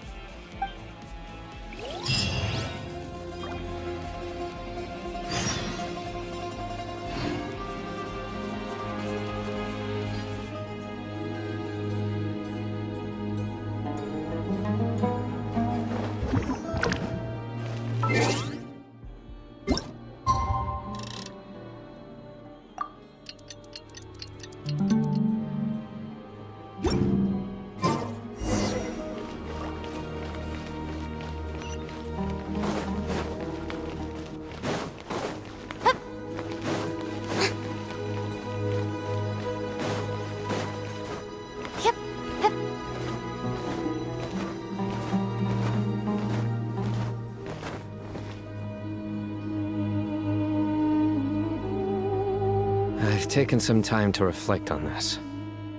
If I had to guess, Professor Cyrus came to the desert knowing that he would almost certainly never return. He's a stubborn man who tends to double down when he feels strongly about something.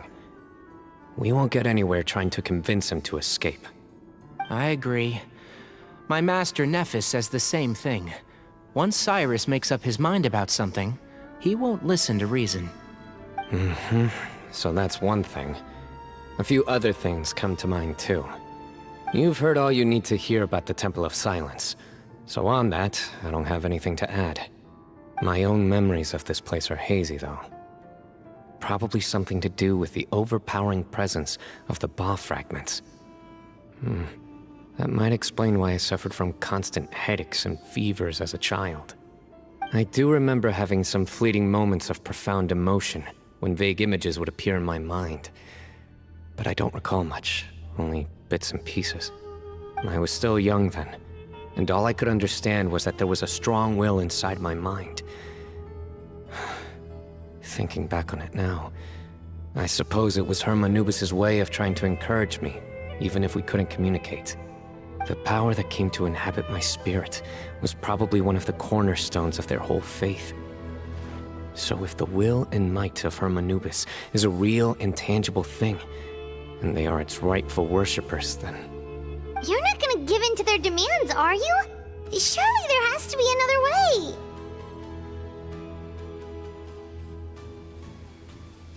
No. I have no intention of returning it.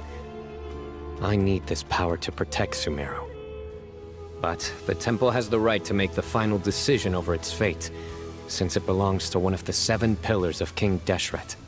So I will challenge them head-on, and win the right to wield this power for myself, fair and square. This reminds me of something Alhaitham mentioned to me just before we left. He said that the Temple of Silence was originally founded by the ruling elite of the day. Traditionally, such organizations are bound by a strict and ancient code of nobility. Kaveh has made similar observations about the desert tribes from his work trips there. He says many of them have their own internal rules. They talk about the importance of never dishonoring their tribal bonds, or the rules laid down by their ancestors. I think we could turn that to our advantage. Go back to them with a proposal of our own. Wow, and just like that, we've turned the tables on them! Looks like we have the same idea. Turn it back on them now while we still can, in terms that they cannot refuse. That's how we win this. Great. And I know just how to start the conversation. Let's go find Sethos. We'll tell him that I know a thing or two about medicine and would like to take a look at his grandfather's condition.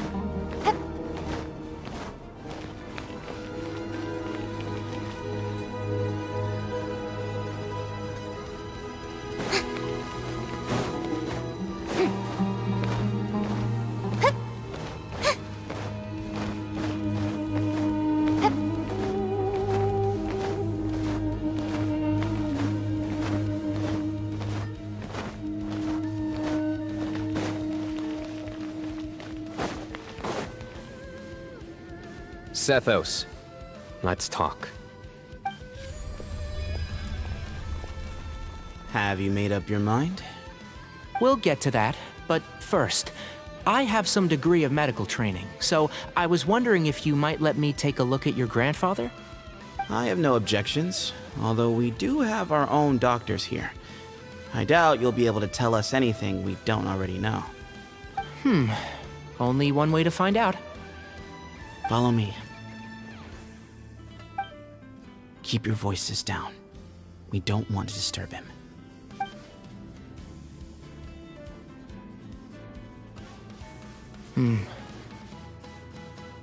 Let's talk outside. Bamoon has fallen into a deep coma, and his prognosis is quite grave. I'm sure that your physicians have come to the same conclusion. He appears to have sustained a serious injury in his youth, which has been exacerbated over the years by the heavy burden of work and now by the effects of old age. Regretfully, I must inform you that, based on what I've seen with patients in a similar condition, he doesn't have long left. A few days at most. Yeah. I've known for a long time. You're his heir, aren't you? You clearly have a lot of respect for the man. But you also see things differently. You have a broader range of concerns and a more pragmatic approach. So tell me how we can end this on your terms. Let's find a way to bring all this to a resolution while Bamoon is still alive to see it. That's what really matters to you. I know it. Yeah, there's no time to waste here. You know that better than anyone. You know, the two of you are actually in a very similar predicament right now. Both of you have a very different perspective from the men who raised you. Right. And you didn't create this situation. They did, but somehow you've ended up having to make the tough decisions. You're right. We both look at this problem very differently than the people we inherited it from. I accept, Cyno. This all began because of Hermanubis. So let's end it with the rite he himself created. Legend has it that when Hermanubis first arrived in Tuletula, he sparred with the city's residents. He and his two companions proved their mettle by fighting over several days, winning the support of many fine people. That group of supporters were some of the first members of the Temple of Silence, and the sparring matches were enshrined as one of our founding rites, the rite of duels. It's where it all began. Sounds very fitting. I'm in. As a fellow vessel of Hermanubis, your ties to the Temple of Silence run deep. So I will permit you to participate in this rite, along with your chosen companions. 3 against 3. Sounds good. However, I have some additional terms. As the challengers, you must win all 3 of your fights to win. And Cyno, both of us must put our Ba fragment on the line. The winner takes them both. Letting Cyrus leave with one of the Ba fragments was a mistake, made by my grandfather out of pity. It is a long-standing issue that must be addressed for the Temple of Silence to move forward. I can make no concessions on that front. None needed. We're on the same page. If I win, the Temple of Silence must release Cyrus, and consider this past dispute resolved. If you win, I'll return my power to you. It's a deal. Then let's meet at the ceremonial hall tomorrow evening, 8 o'clock.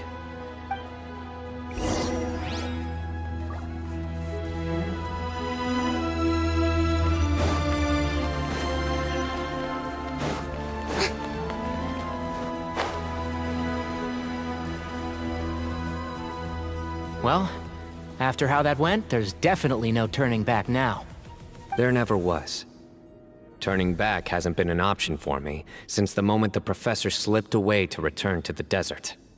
You have to win. You need this power, both as General Mahamatra and for yourself. Yeah, that's right. Besides, it stayed with you ever since you were a small child. Surely that's a sign it thinks of you as its rightful owner. Both as General Mahamatra and for myself. Yeah, when you put it that way, I've had to overcome a lot to tame this power and claim it for myself. Not everyone could have done that. Exactly! The Traveler and I will never lose. And neither shall I. The desert was home to an ancient and great civilization that, for a variety of reasons, fell out with the civilization of the rainforest. It's just as Dia said. Prejudice has pushed people apart. But there must be personal factors at work here too. I can't shake the feeling that Bamoon cares for many more things than he lets on. And I don't think that Sethos is any kind of villain. He's just doing what he thinks is best. Tomorrow, everything will be resolved.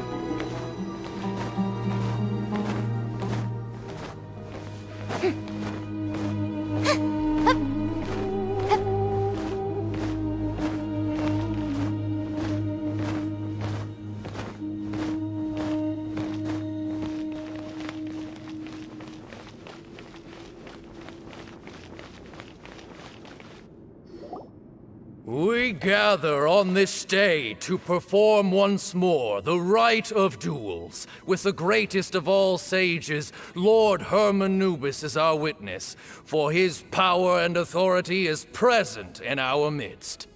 This is our most sacred of ceremonies, and no disruption from the audience shall be tolerated. It is incumbent upon all to observe the duel with the utmost respect and reverence throughout the proceedings. Representing the Temple of Silence, the Defenders.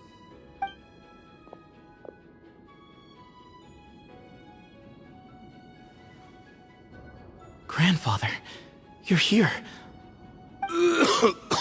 A rite of duels after all these years. I am surprised by your decision, Sethos. I know what I'm doing, Grandfather. Just leave it to me. Representing the Academia, the Challengers. Ready. We will fight to have our voices heard. Warriors, take your positions and decide on the order of battle. We come not to debate what brings our challengers here, nor what will become of the defeated duelists. Duelists, the might of Hermanubis himself is at stake here. Now, fight. Fight until the rightful victor is proclaimed. Huh? Are you sure? I agree. She's very strong. Sending her out first will definitely intimidate the opposing side. Okay, then you're second. Sure. We have decided. So have we. Let's begin. Duelists of the first bout, please step forward.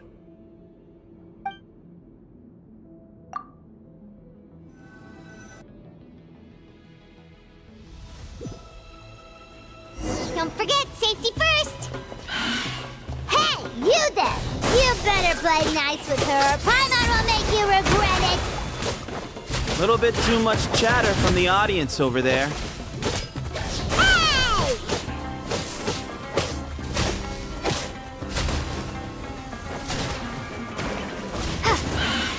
Propagate!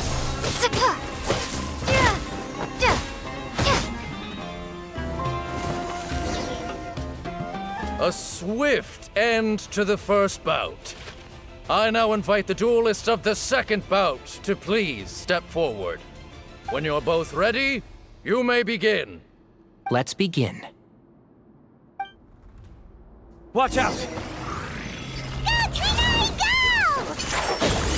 He drank plenty of water before the bout, so he should be fine.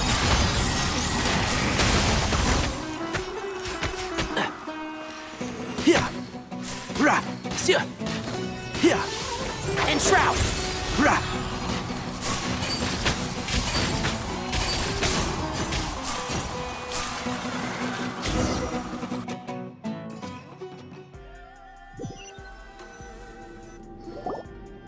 Thus ends the second bout.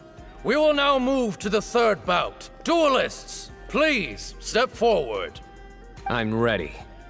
So am I. This is the final stage of the rite.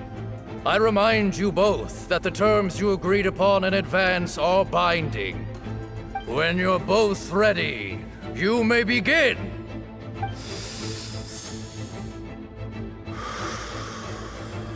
I am Sethos, vessel of Hermanubis, grandson of Bamoon, the leader of the Temple of Silence.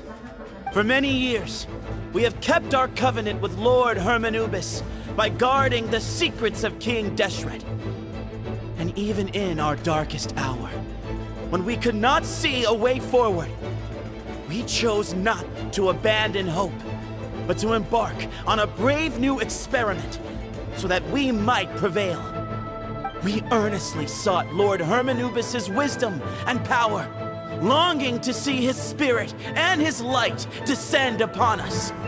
Now, I will fight to become the rightful wielder of that power! I am Sino, General Mahamatra of the Academia, student and successor of Cyrus, the Sage of Spontamai. I fight in defense of my power, my professor, and my nation. And you. I think you left some things unsaid. This is a sacred duel, and Hermanubis is watching. So bare your soul. Everyone, old and young, fit and frail, they're all waiting to see how this duel will end. My grandfather is a wise leader. He is also known to be a ruler who is not afraid to get blood on his hands. I understand his beliefs well, and I know what he expects of me. But our faith has held us back for too long. After I grew up, I went to the rainforest once, and I saw for myself the people of the city. Times have changed. The people of Sumeru are happier and more free now than in the past. I thought about this as I stood at one of the tallest points in the city, gazing down at the streets below. Then I thought of you, Sino. You and I both wield the same power. That the lives we lead could not be more different. Each Ba fragment of Hermanubis stands for something different. Might, glory, and one of many other secrets that have yet to be revealed. I once thought that the nature of our fragments must be what makes us so different from one another. But maybe it's that you've found your answer, and I am still searching for mine. I am more than just a warrior. I am my own person. Exactly. The name Hermanubis has left its mark on both of us, shaped the course of our lives. We are his vessels, and yet we are more besides. So show me your answer, Sino. Show me I can be more than my faith, more than the power I wield. Show me the person I can become!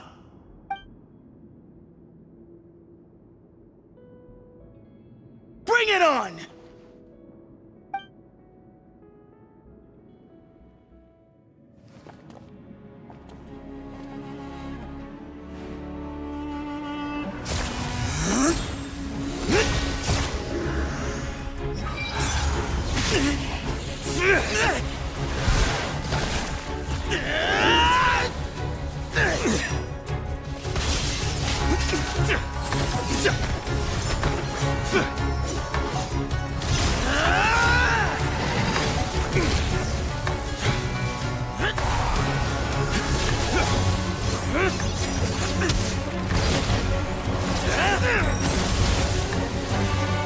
That's all you've got? What happened to searching for your answer?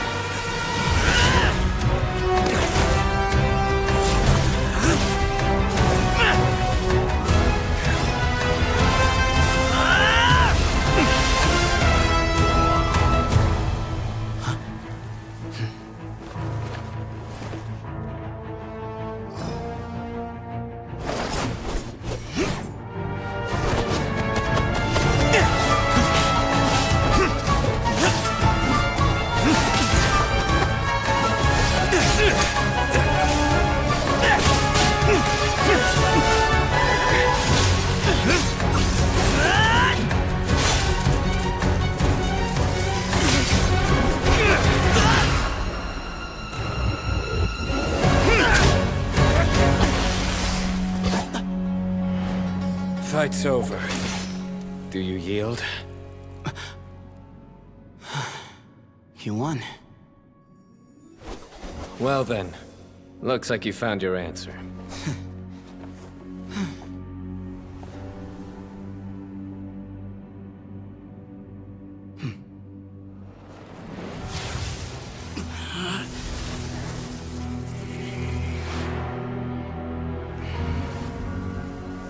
I give his glory to you.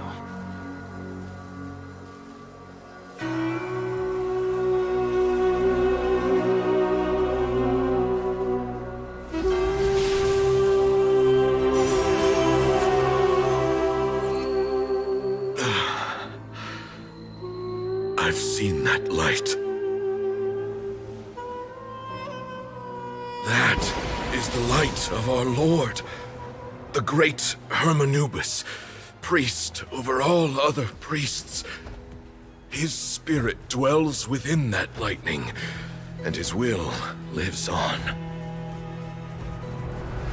Once a warrior of Tynar, he emerged from the barren desert sands to serve the god king Al-Ahmar. After the death of the god king, Hermanubis gathered his followers and the Tynarian priests and led them to the city of Tule-Tula. There, they founded the Temple of Silence, and from that day forth, we became stewards of all knowledge that survived from King Deshret's civilization.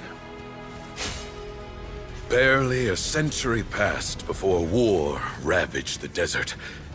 One by one, Eremite leaders took up arms against each other in battles that would devour what little remained of their civilization. Only the wise city of Tule-Tula was spared under the guiding hand of the Tynarians. But peace did not last. Coveting the knowledge of King Deshret, the beasts set their eyes on Tule-Tula. The king of Gurabad laid siege to the city and ordered the sages to surrender to him the Temple of Silence as proof of his victory. The ruling elite colluded with their oppressors, betraying the temple so as to hold on to their rule over the city. They declared that the knowledge guarded by the temple was the true cause of corruption. These were dark days, and we faced enemies on all sides. Our Lord had long since exhausted his strength, keeping the forbidden knowledge introduced by King Deshret at bay. To ensure the temple's continued survival, he broke his being into many pieces and began the ceremony of Hermanubis' legacy, bestowing his power upon his mortal followers. With this power, the temple was able to defeat the tyrant's army.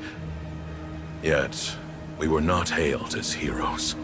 Strange and unfamiliar as this power was, it struck fear into the people's hearts and drove them to reject us. In the end, the people of the temple and the Tule-Tula Tynarians left the city for good and made their way to the rainforest. What followed next was inevitable. the elite of Tule Tula fell and were decimated. War engulfed the desert. And we wandered from place to place, always in hiding, all the while keeping close watch over our secrets and staying true to our mission. Betrayal forced us out of the desert and into the forest. Then mistrust drove us from the forest into the desert once more.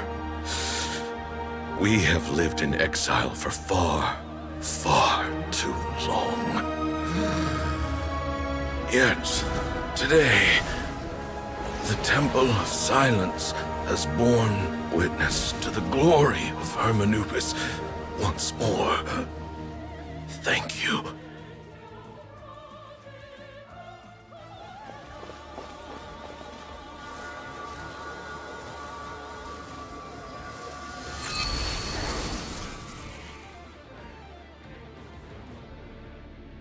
How is it?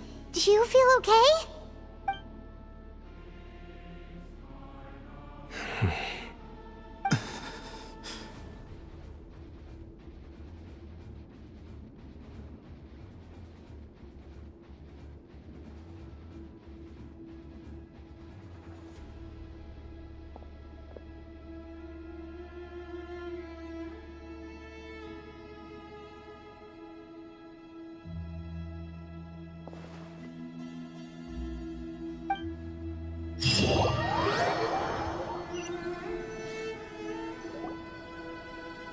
Grandfather.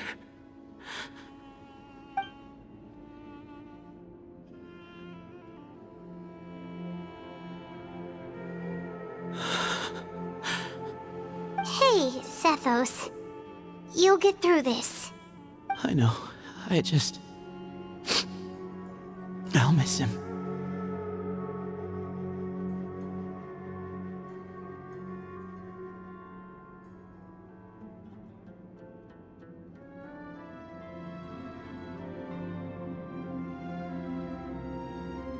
I guess you were prepared for this. It's been a long time coming, huh? Yeah, he's been on death's door for a very long time now. I think it was only through sheer willpower that he managed to hold on to this point. At least, he was able to see this chapter come to a close before he passed. What's next for you? Per my grandfather's last wishes, the Temple of Silence should submit to whoever possesses the largest number of Hermanubis fragments. That entitles you to be our new leader, Sino. But that's never going to work, as I'm sure you realize. I'm the General Mahamatra. I am needed back at the Academia. I did foresee this possibility, and I gave it some thought. The fact is, I know next to nothing about the staff, records, and environment here. As such, I am ill-suited to be your leader. Sethos, I believe the honor should go to you. Were it not for this duel, or indeed if you had other intentions, the Ba fragments would most likely be in your hands by now. I'm sure Bamoon never meant for anyone but you to be his successor. You really think so? I do. Still, I didn't think Bamoon looked very surprised by the final result. Perhaps he had an inkling that this would be the way things end. Well, in any case, since the Ba fragments are with me now, I guess I can call the shots. Sethos, I would like you to succeed Bamoon as the new leader of the Temple of Silence. You are more suited to the role than I, and I have complete faith that you will be an excellent leader. Just think of it as doing me a favor. But doesn't that render everything that we've been through up to now meaningless? No, it doesn't. This experience has allowed us to become friends, which means that the Academia and the Temple of Silence will become partners once more. That's a much bigger deal than you might think, Sethos. You said yourself, times have changed. You have to believe that things can change for the better here at the temple too. I will try. To be honest, I couldn't have asked for a better outcome. Actually, part of me wonders whether Bamun's intentions from the very beginning was just to create enough pressure to force us towards a duel. That way, no matter who won, one of us would have to surrender our Ba fragment, and the power of Hermanubis would be concentrated in one single person. Had you won, the Temple of Silence would have doubled its strength. And were I to win, he correctly anticipated that I wouldn't suddenly drop everything to become the leader of the temple, much less integrate the temple into the academia by force. He knew that the temple's future would depend not just on the guidance of Hermanubis, but the support of the academia too. So he made it his responsibility to ensure his successor would be free from the burdens of the past. His plan meant that whoever ended up succeeding him, they would have an easier time interacting with the academia. With one single letter, he lured out the professor. No matter what happened after that, it would result in a net benefit to the temple. And here I thought the General Mahamatra wouldn't care for all these trivial details. You're absolutely right. Grandfather and I considered this from every angle. We had to find a way to mend our relationship with the academia. In that sense, the right of duels was just a means to an end. Thank you for everything, Sino. As a gesture of our gratitude, to those that you and Lesser Lord Kusanali deem worthy, I will grant the honor of access to the Temple of Silence for their pursuit of knowledge. The Temple of Silence has a wealth of information on King Deshret's civilization, more than any other organization in existence today. In times when you need information that only we can provide, we will be here to support you. But you must be exceedingly careful with your selection of candidates, lest you lead humanity to repeat the same mistakes. By the way, Tainari, my grandfather was so happy to see you. You are a descendant of the Veluca Shuna, and we are the heirs to the will of Hermanubis. The story goes that King Deshret chose the sage Hermanubis from among the Tainarians and appointed him as his familiar. He went on to fight many valiant battles with his Tainarian companions. They always stood by each other, from the founding of the Temple of Silence to the fall of Tuletula. The Tainarians who left Tuletula joined their human counterparts in the rainforest. A few centuries later, when some of the group returned to the desert, many of the Tainarians chose to stay and put down roots in the rainforest. In all likelihood, those were your ancestors. How fascinating. My father once mentioned that I was named after the Tainarians, but I never knew that my forebears had such a history with the Temple of Silence. I like this story. By the way, has anyone seen Cyrus? Yes, Cyrus. You'll probably find him in my grandfather's room. He wouldn't show it in front of me, but I think he still has many fond memories of my grandfather. If it's true that you and your grandfather really planned for everything to turn out this way, then I guess he didn't really resent Cyrus as much as he appeared to. Who knows? Perhaps all of us, you, me, and Cyrus, we're all just pawns in my grandfather's plan to set things straight. He was awful like that. Someone's got to make the decisions when history is at a crossroads. I will make a detailed report on all of this to Lesser Lord Kusanali, and arrange for an official delegation from the academia to come and meet you in the desert. I'm sure you'll have lots to attend to in the days ahead. But once things return to normal, please come and visit the rainforest again. You should stay for a few days this time, and start to build some relationships. If we're going to work together, both sides have to get to know one another better. I will. All right, well, bye for now, everyone. I'll be seeing you. See you soon. Come hang out with us anytime.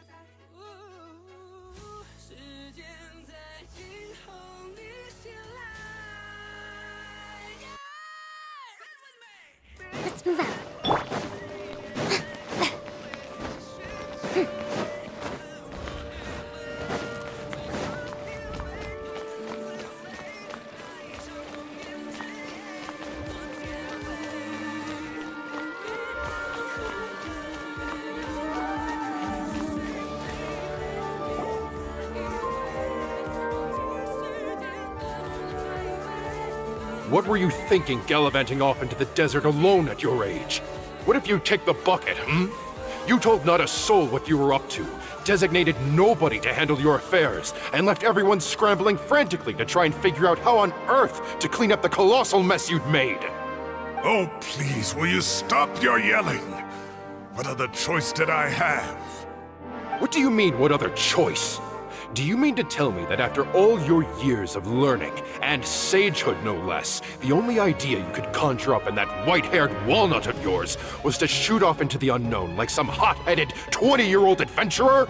A one-man suicide mission, That's the best idea that one of the finest minds of a generation could come up with, is it? It astounds me that you survived the journey, and you're lucky that Ba Moon didn't finish you off when you arrived. All right, all right. Honestly, the way you're going off on me, it's like you wish you'd been there to lend him a hand.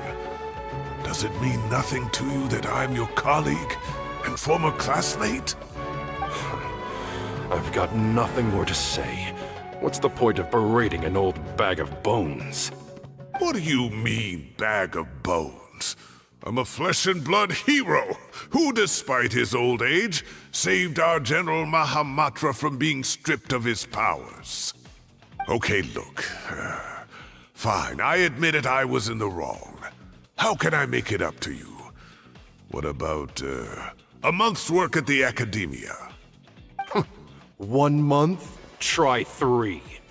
Hinari's master is really laying into Cyrus. Let's give them a wide berth.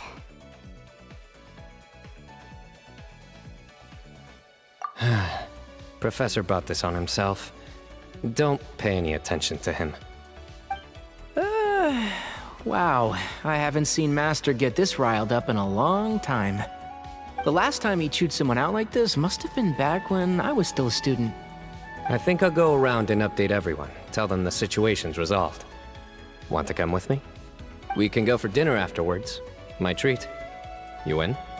Makes sense. I'm in. Paimon's coming too! Let's go!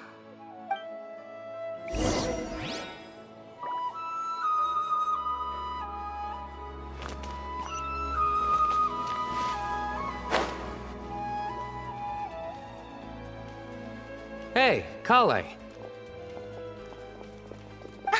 You're back! Well, look who we have here. Would you mind explaining to me what has been going on this past few days? I heard you all ran off into the desert and got embroiled in a major catastrophe. All taken care of. That does not answer my question. How could you be so careless? That goes for you as well. Yes, and you too. When you run into problems, you really ought to ask for help, you know? I've been around the block. Don't you think it would have made sense to involve me? And let's not forget, I know the desert like the back of my hand. Now would not be a good time to attempt to argue with Farazan. You're right. Mm-hmm. It's not the first time that I've had to talk to you about this sort of thing either. You need to learn that there are times when the right thing to do is get a more experienced member of staff involved. Do I make myself clear? Because if you don't, Kale, please do something. He's giving me the signal. All right, guess it's time to play my ace in the hole. Say, Madame Farazan, I can see you're pretty upset, but, I was just wondering, remember that time you offered to give me a tour of the Academia? Does that offer still stand? Huh? Wait, did I hear that right? Kale, you remember? Wonderful. Well, of course the offer still stands. Come on, Madame Farazan will show you around the old classrooms. Poor Kale getting dragged off like that. Also, Also, check out Faro's on acting like some sort of official academia tour guide. Kale! Cup. Huh? What? Oh, right! What do you mean, cup? You need a cup. I can get you a cup. Oh, it's nothing. Just Master's way of reminding me to stay hydrated while I'm out and about.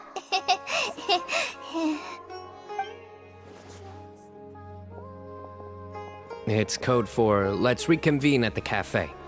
Tainari and I used it while we were in school, and it's become something of a family tradition now. Oh, that's kind of fun. Mm-hmm. 2 people left. Let's bring them along too.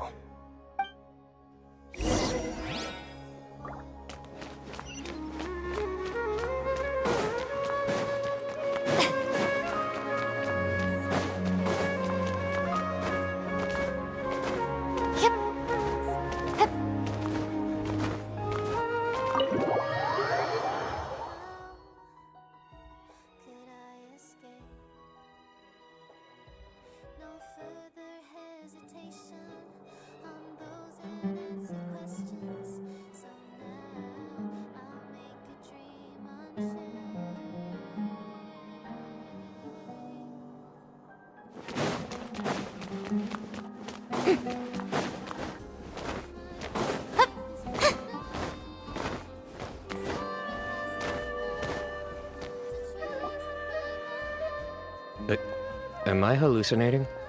Or do I see Kaveh and Alhaitham engaged in diligent studying? We're just reorganizing all the books we used.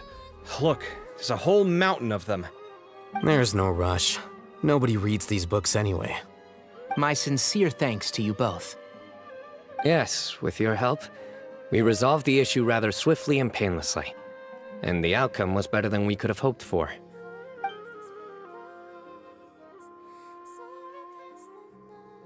I see. The Temple of Silence resorted to rather unique means of self-preservation. It explains how they managed to remain hidden for so many years. And it sounds like they managed to preserve a whole load of ancient documents as well. I'd love to go check those out if I ever had the chance. That day will come. The Temple of Silence is a hugely important organization, and we'll be sure to maintain good relations with them in the future. Now, as a token of my appreciation, I'd like to treat everyone to coffee. Sounds good. Yeah, sounds great. Although after the last few days, I don't know if I can handle another coffee. But I can just order something else. Sure. Let's go.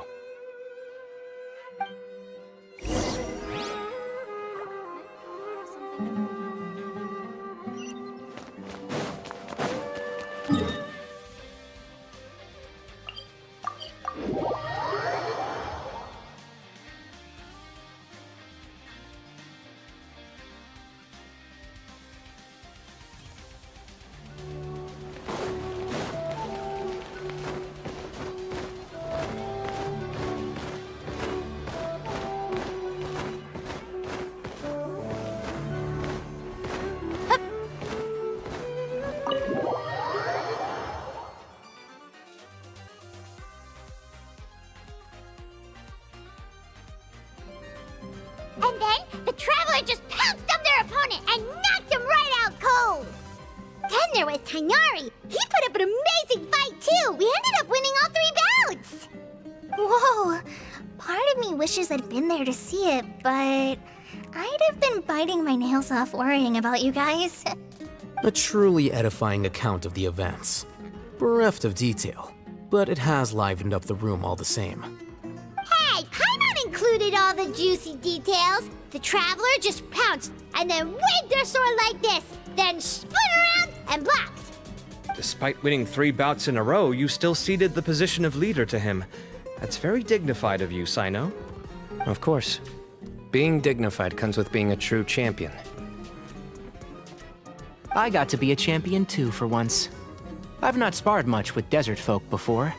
It was a pretty unique experience.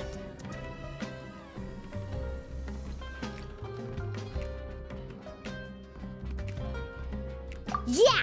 Huge place! It felt like something right out of an epic poem! Imagine this. It was like there was... Maybe save that one for later, Paimon. Dessert's here.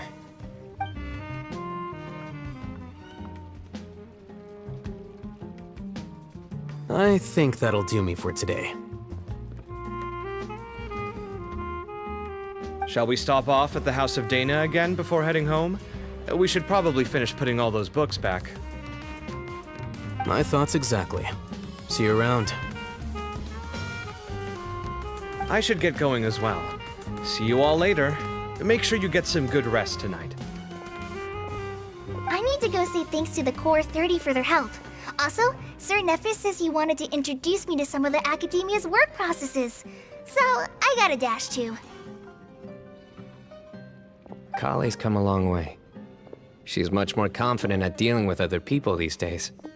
Everyone's a work in progress. You never stop learning. Yeah, true.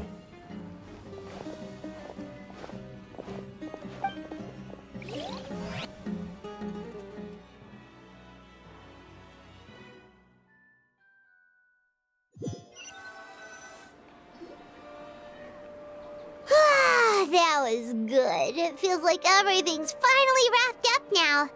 Life is all about these moments when you can finally relax and hang out with good friends after a job well done. And also, those desserts Sino got, they were really good.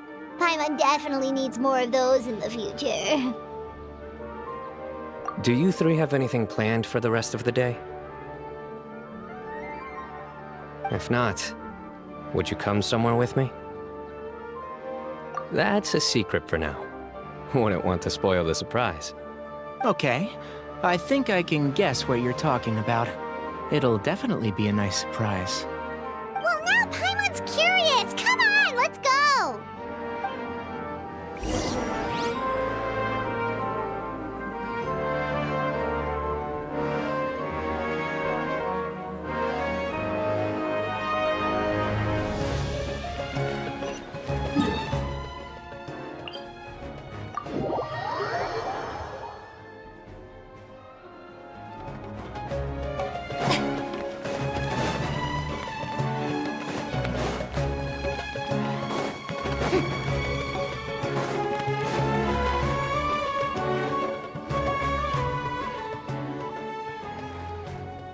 Been a while since I last made my way up here. Wow, look at this place! We're so high up! Need any help?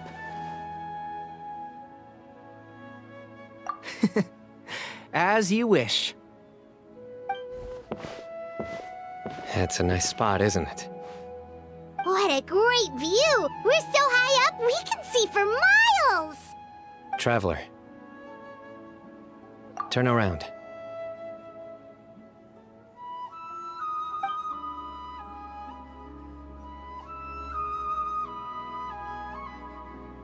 This is my secret base.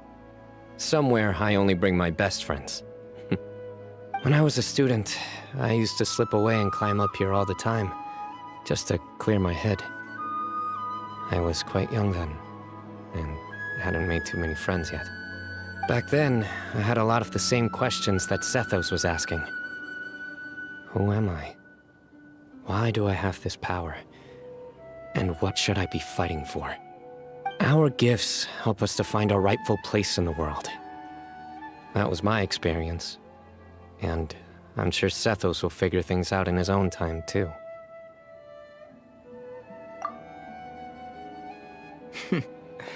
You two really are like brothers. I feel the same way. Of course.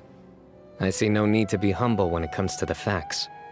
I still remember one time when we came up here to chat and do our homework. Sino accidentally dropped a fruit. Luckily, he has fast reflexes, so he caught it just in time. That was the one and only time. Nothing will ever slip through my fingers again. Those were good times. I kinda miss the student life. You know, Paimon really shouldn't be able to imagine Sino doing something like that, but for some strange reason, the mental image is coming through clear as day. Then make it stop. There's somebody there. It's Professor Cyrus. You guys carry on without me. I'll be right back. Okay. Huh? Hey, you're not supposed to jump down! Be careful!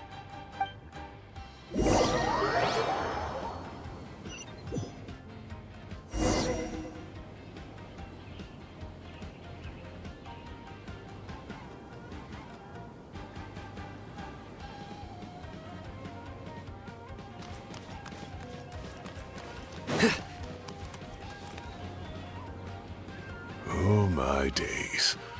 I can't believe how stupid I look in this one. Professor, what are you muttering to yourself about?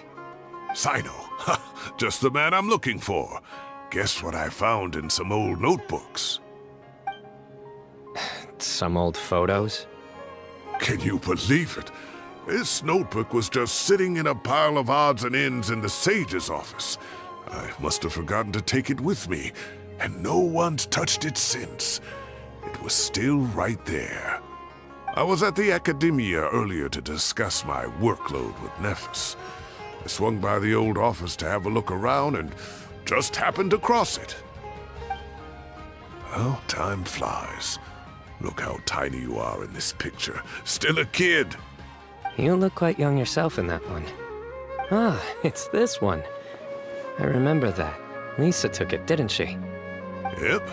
Looks like her work, all right. Who else could have found just the right angle to make me look so unbelievably hideous? And this one. Looks like we're both dozing off. Oh, cheeky girl. Taking secret photos of us without our knowledge. Is there something you'd like to say to me, Professor? Like what? Like, these are good photos, aren't they? Hey, at moments like this, I hardly know where to begin. I can't pretend I'm a good person. But Moon had every reason to despise me. And well, so do you if you feel the same way. Don't be ridiculous, you old codger. Is that not what you wanted me to say? Oh, I've dreamt of that place many times after leaving the desert. Sometimes I've dreamed that I was doing a search with them again. And other times, I dream of the day they saved my life. Oh, it was one of the happiest times of my life. We all learned so much from one another. You've matured so much over the years, I know. Since you're my professor, I should save you some face by not calling you out on all the non-answers you just gave. So, I will do the right thing and keep my mouth shut. Good thinking. Take your own advice next time. Seriously, why bully an old man like me? I thought heroes were supposed to be gracious. Hey, wait, how did I not notice this one earlier? Lisa strikes again. Just how many did she take? Look how cute you were when you were little. I remember how well-mannered you were back then, too. Yeah, and look how serious and professional you used to be. Oh, I can't compete with you anymore. First you get better than me at the deadpan jokes, and now you're besting me at those little quips, too. Don't say that. I still have a lot of respect for you. Huh, that's more like it. Hey, what would you say to meeting up with Lisa again sometime? I'd like that. Let's find a time and pay her a visit in Mondstadt. All right, I'll add it to my schedule. Let's go next week. Wait, no. Next week is the tomato growing competition. I have got to beat Zaha Hadid. Or you could find a real hobby, Professor.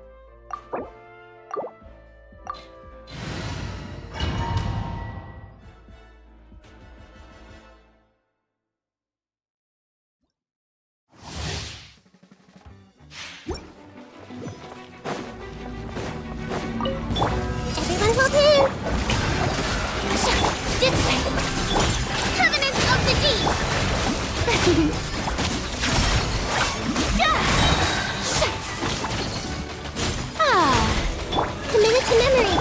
Rest and rebuild. Hey! Let the world collide! Get with me! Out of my way!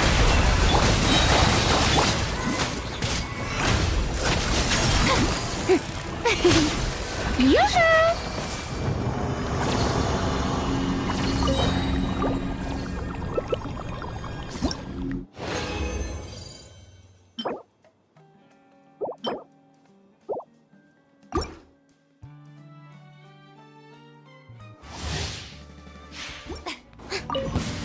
Shower me with praise!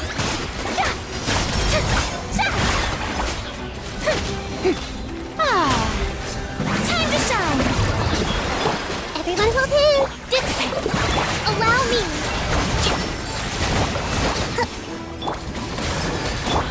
Billowing surge. Hey! Lightning purified!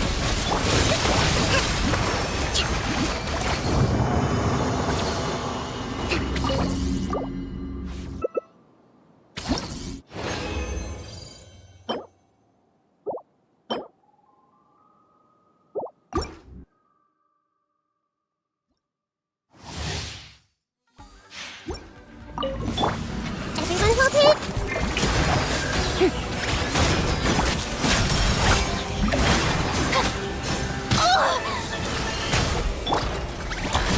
Get with me! Turn, bring refuge. Hold the line.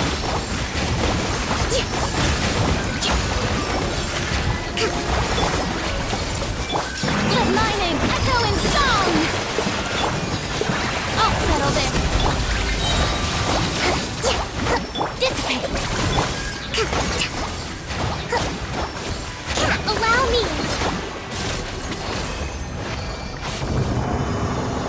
Let's move out.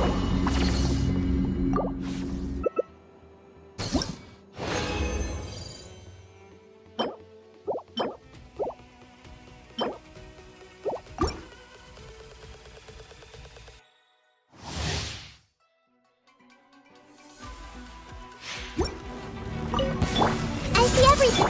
Yoo-hoo!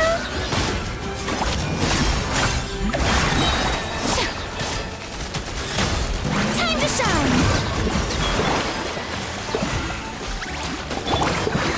Get with me! I'll dissipate! Billowing surge.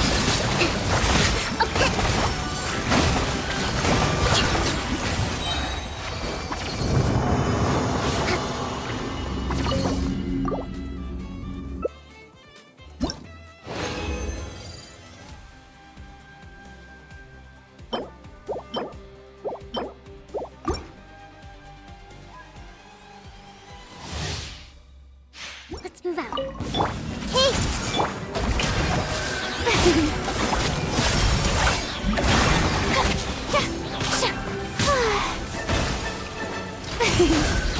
Let the world collide! Get with me!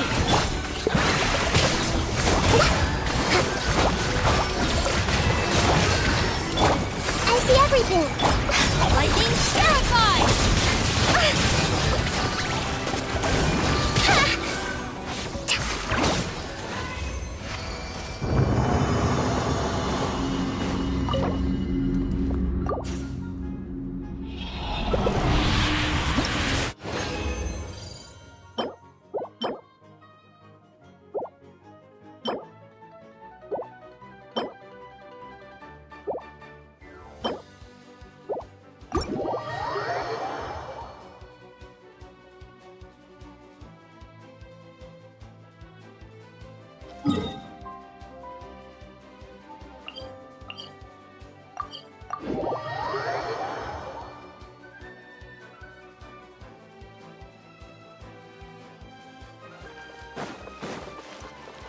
Let's move out.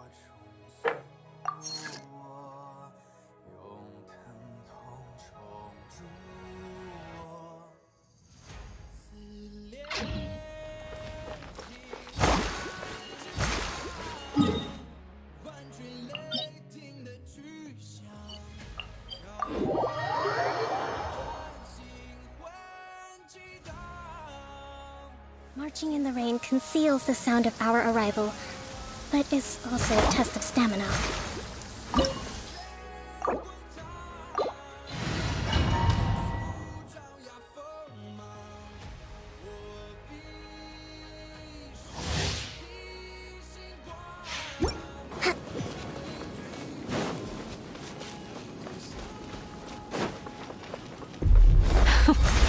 Afraid? Or do you not even have the courage to be afraid? Let my name echo in song! Covenant of the Deep! Rest and rebuild! Now that's more like it.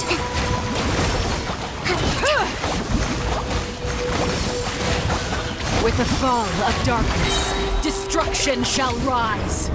Let's move out. Yeah! Have a taste of purgatory.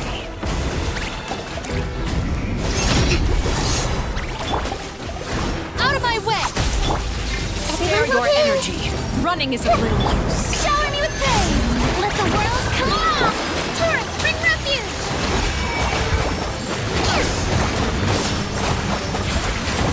Not bad. You've proven to be a worthy opponent after all. Not bad. You've proven to be a worthy opponent after all.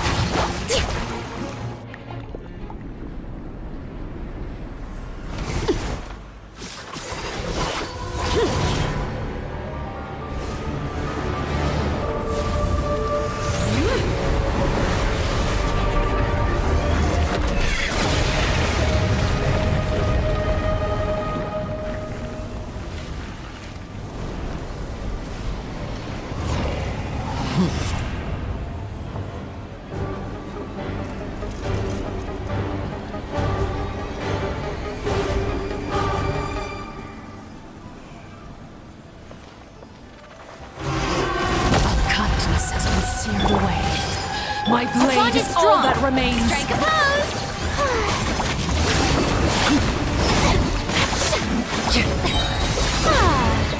Let my name echo in song!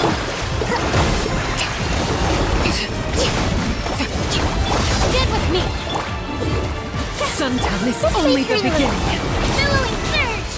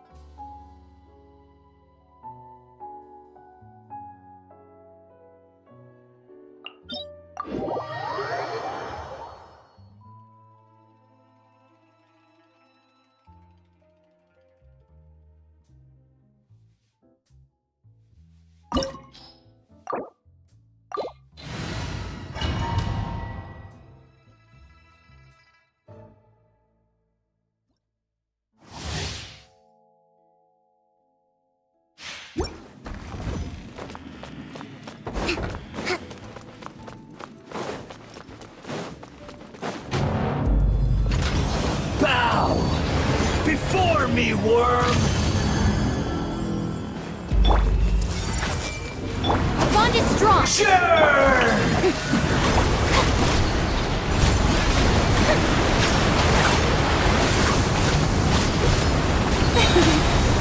the worlds collide! Allow me! Lightning terrified! Perish!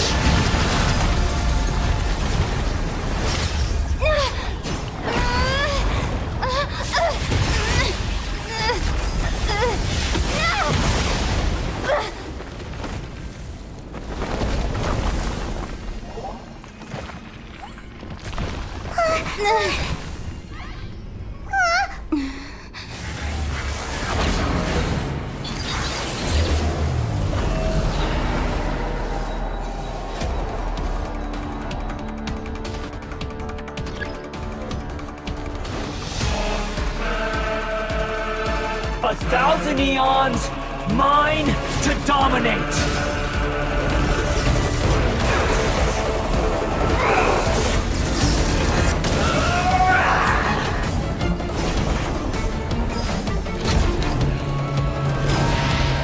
Burn to oblivion!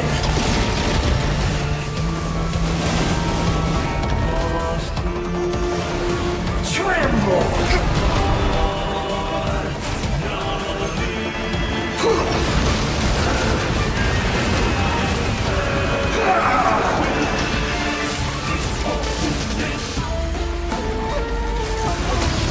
Kneel!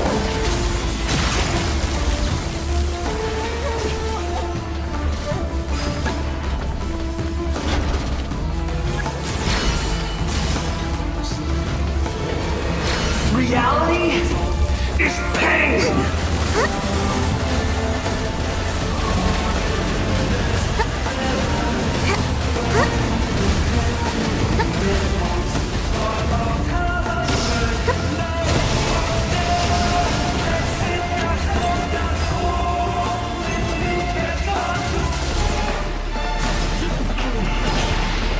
Burn to oblivion!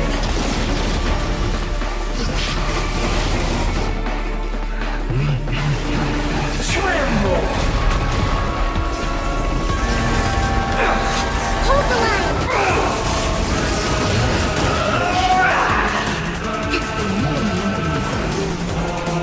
Good riddance, cruel world!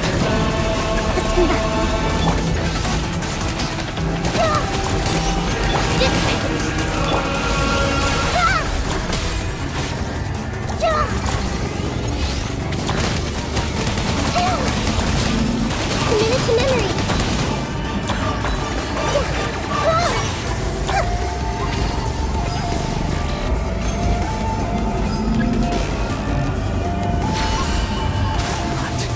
Possible.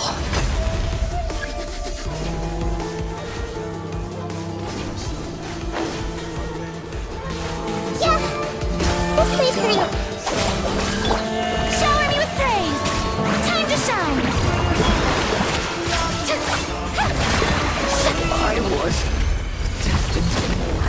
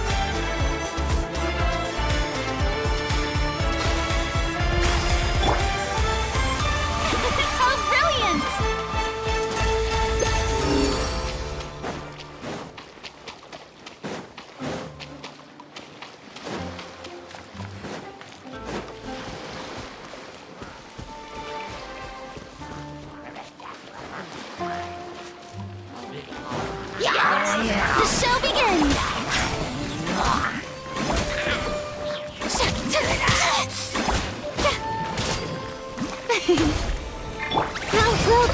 Our bond is strong!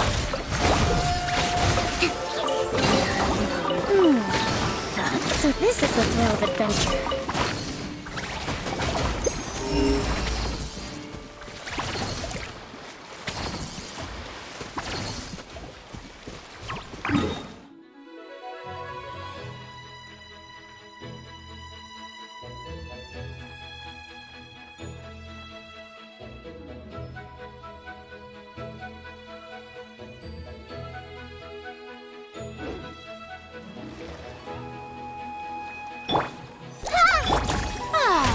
May I present?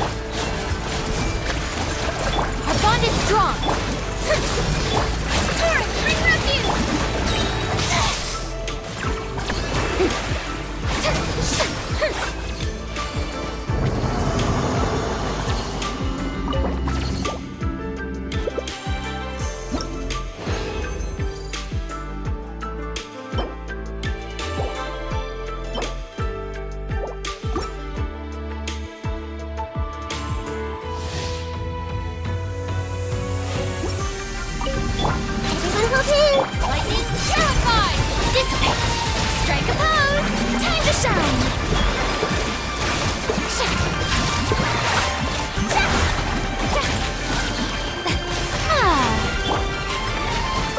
Hey!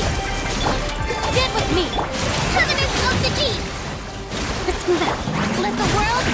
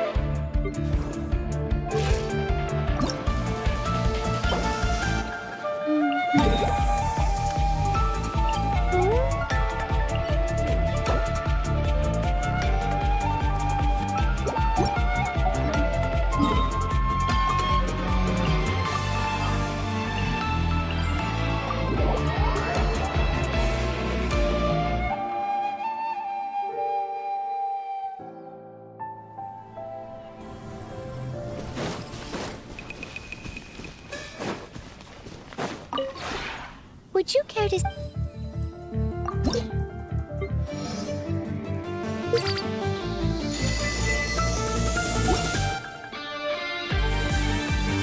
If you ever...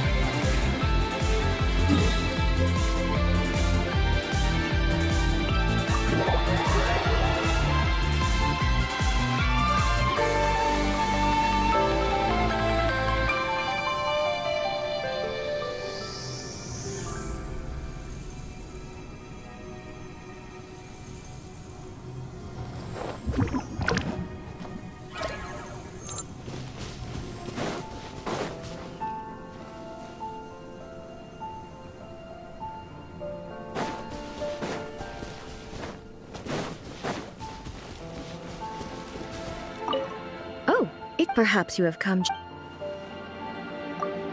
Good morning.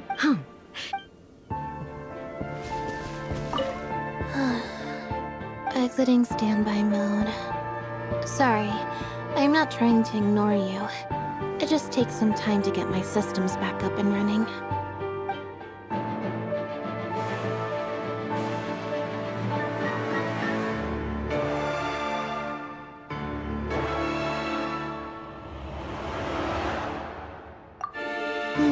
Morning's art.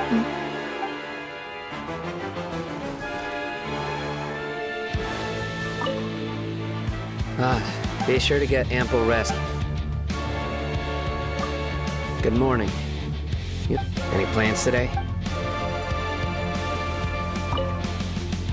Hey, there you are! You've taken a ton... Sure. Anything you want to know about in particular?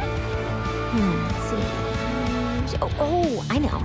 I'll tell you about the time that Bedazzled caused a huge scandal.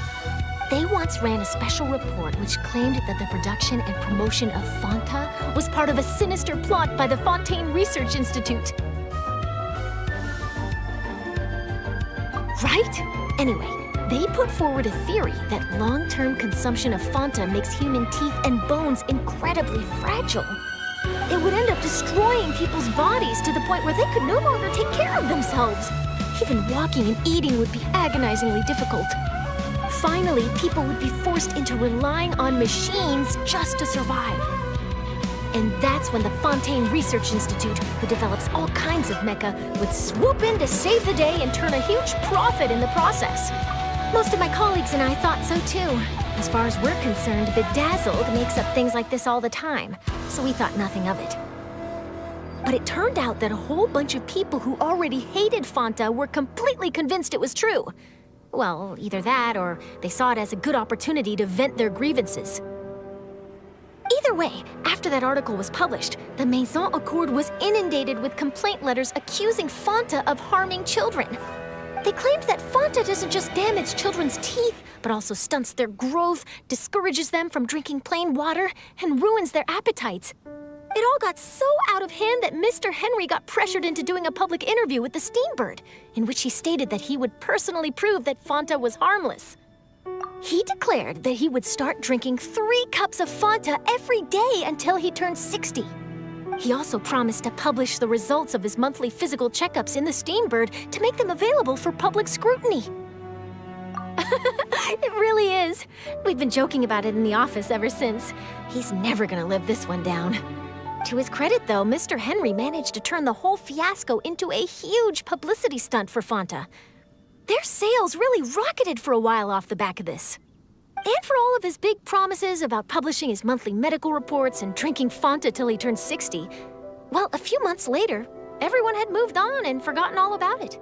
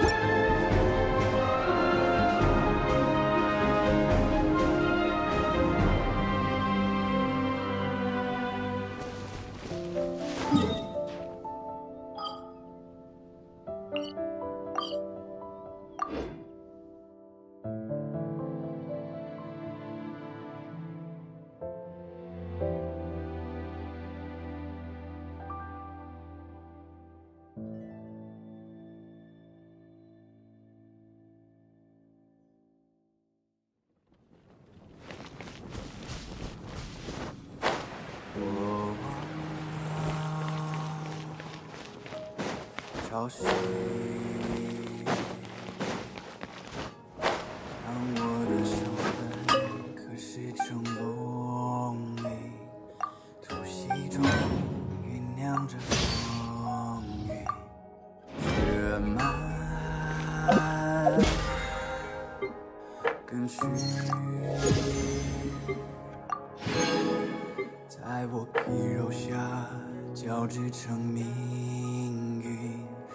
扎根于烈火烧灼的龙心，茉莉今世做我的骨骼，放任飓风从口中挣脱，用传说重塑我，用藤团重铸我，撕裂。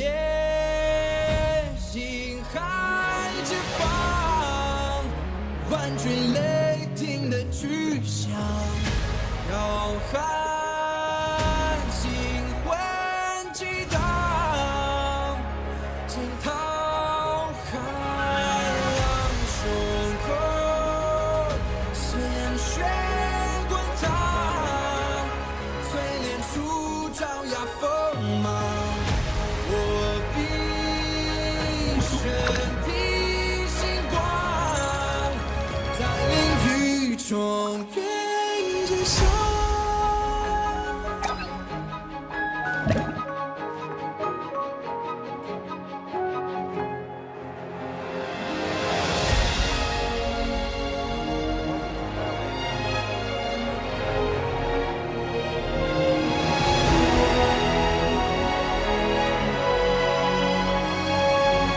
撕裂星海解放。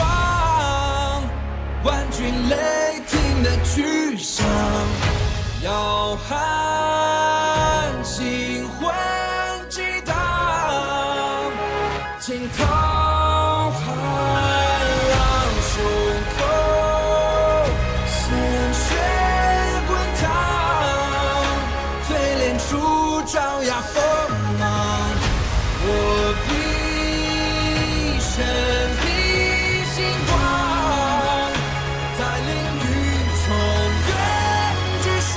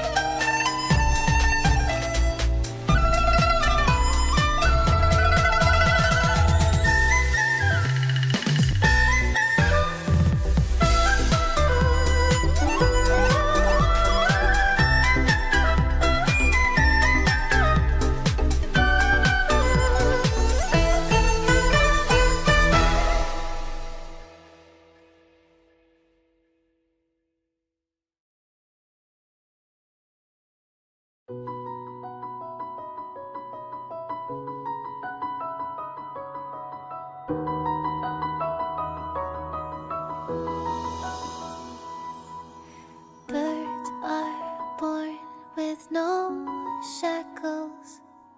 Then what fetters my fate?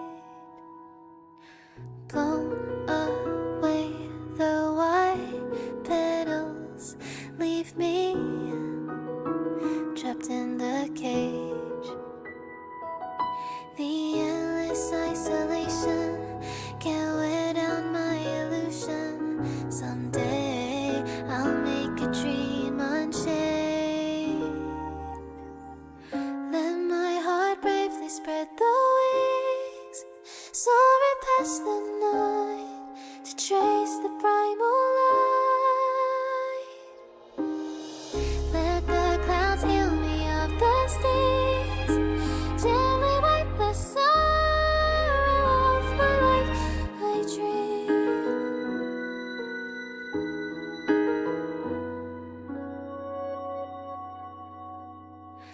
What is meant by miracle? A word outside my days. Once again, repeat wobbles.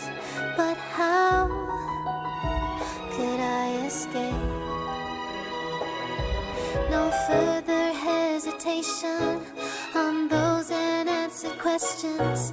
So now I'll make a dream unchained.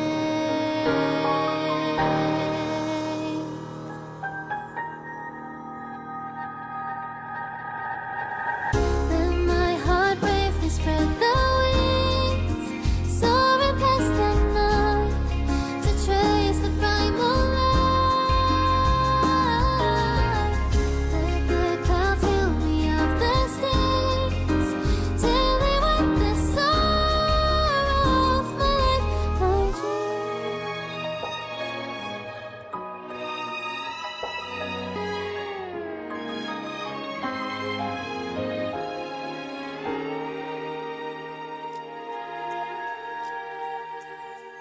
Let my heart bravely spread the wings, soaring past the night to trace the primal light.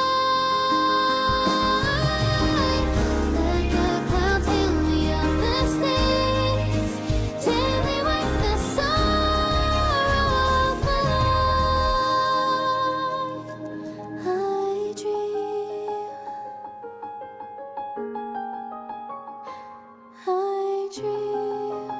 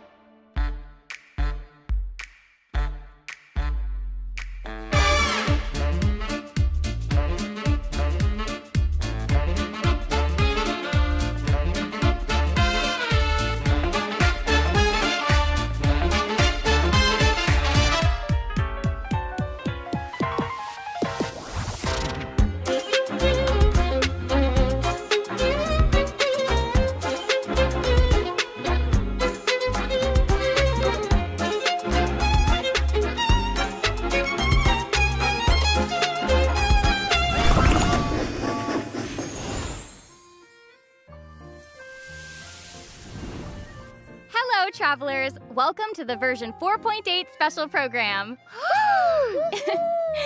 I'm Sarah Miller-Cruz, the voice of the female traveler Lumine. Before we get the ball rolling, let's introduce our other hosts. Yay! Hello, everyone. My name is Amber Aviles, and I voice Emilie, a famous perfumer from Fontaine. Hey guys, my name is Danny Chambers, and I'm the voice of Nilu, a talented dancer from Sumeru.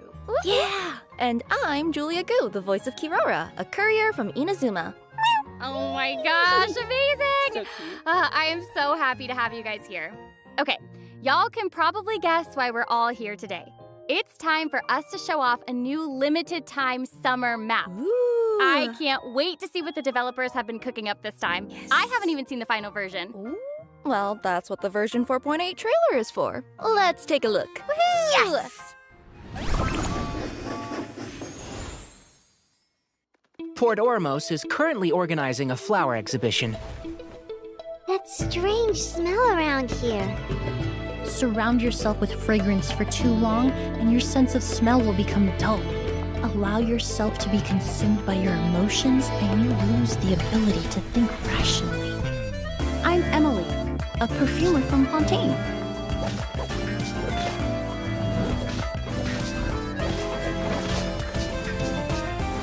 Reconstitute! This'll brighten up the place.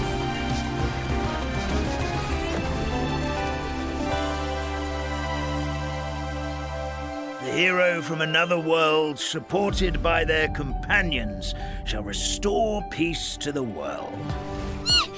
The chubby paper hamster just talked! Morning. Huh? It wasn't just a dream? But this Mechalmata friend of yours, she doesn't eat hamsters, does she? I remember I was reading a book at the Grand Bazaar. Well, then I woke up dressed like this.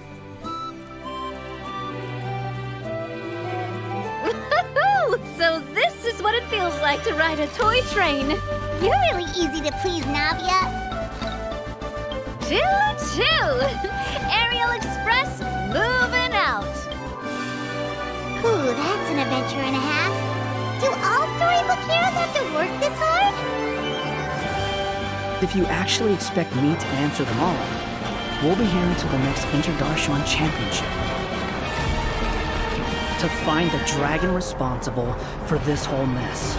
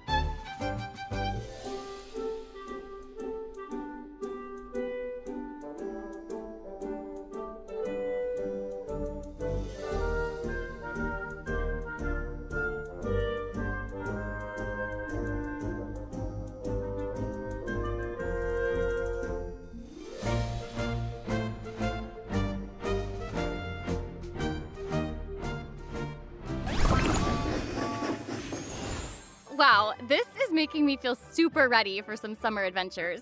So, this is probably the perfect place to show off our new character. Yes! Oh my gosh, that was the perfect segue. A perfect segue, of course. Yes. All right, let's introduce everyone to one of Fontaine's most renowned perfumers, Emilie. Woo! Oh, Emilie isn't just a great perfumer. She's also a pharmacology and botany expert. Oh, wait, that reminds me. Doesn't one of Cloran's voice lines mention that Emilie has a true profession, an identity that stayed a mystery up till now? We'll know once we've learned more about her. A casual stroll after a meal aids digestion and increases blood circulation. So, would you like to join?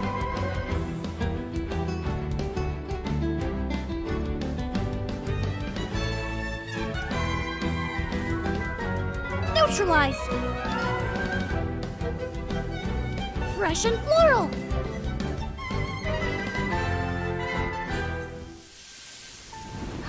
Oh my gosh. Oh my gosh. She's so cool. Right?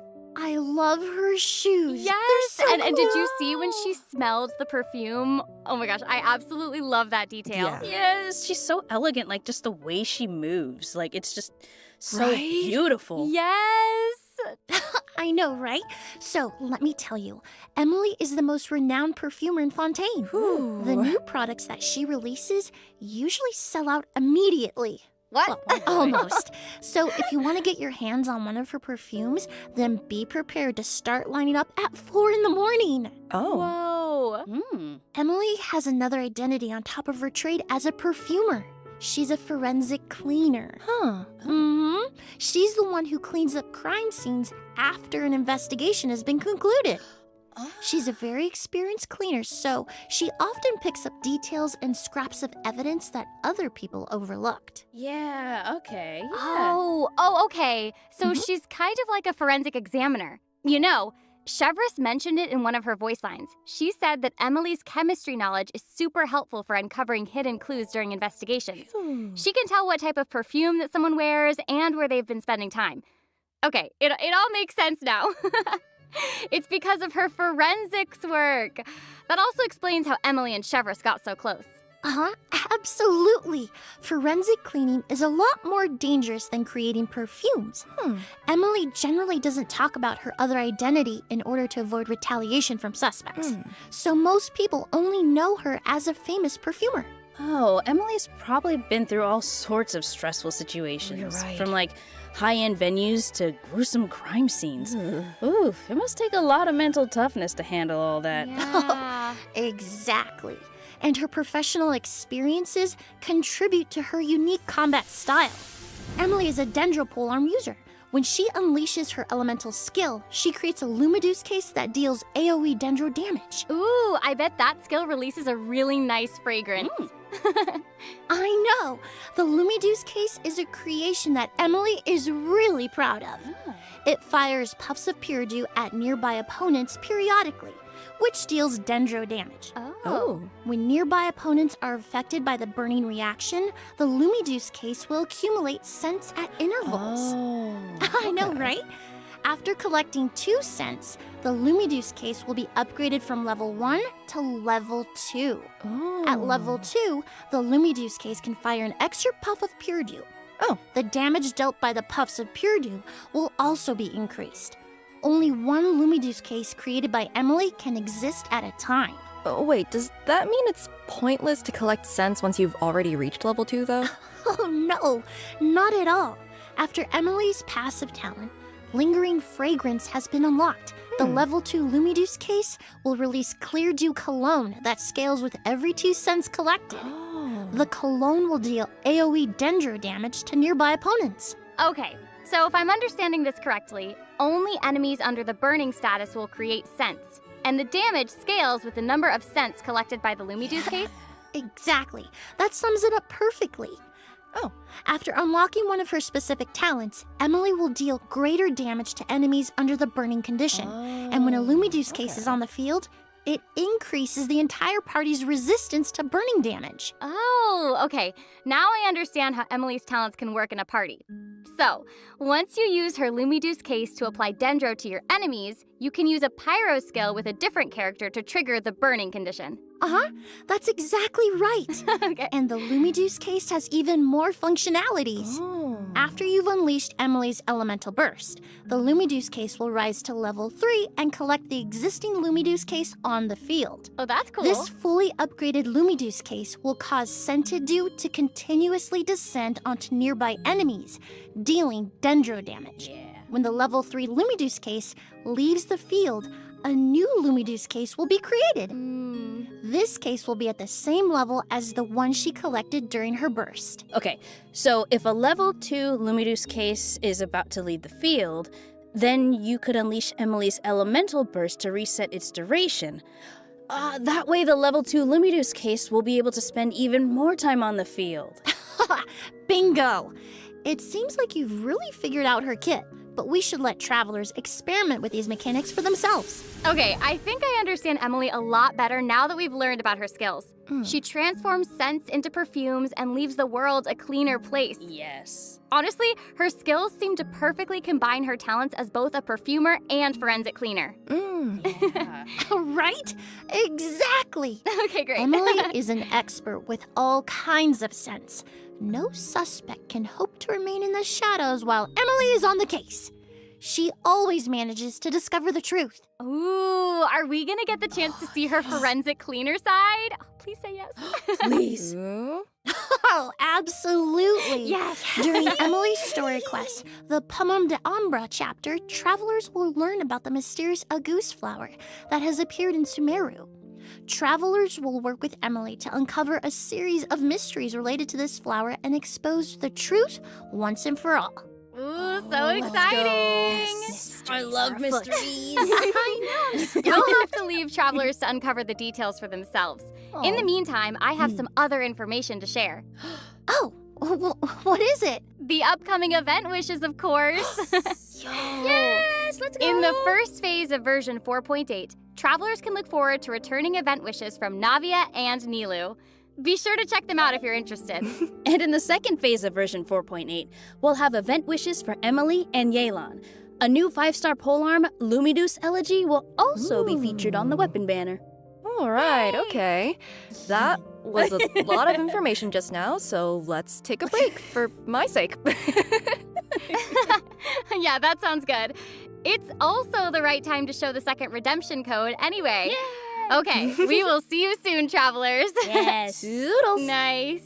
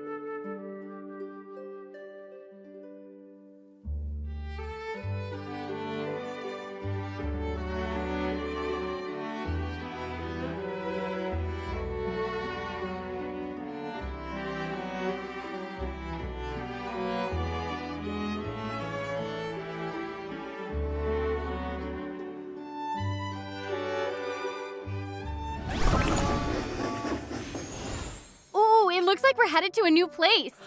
And if we're headed to a beautiful location, then it's only fitting to wear a beautiful outfit. Yes, exactly. You are so right. And Nilou and Kirara will get new outfits in version 4.8. Yes!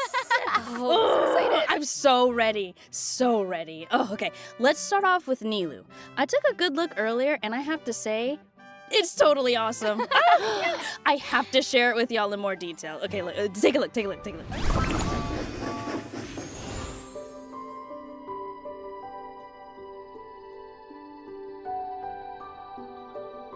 Come with me on a fairy tale journey. I present to you a gift from the forest.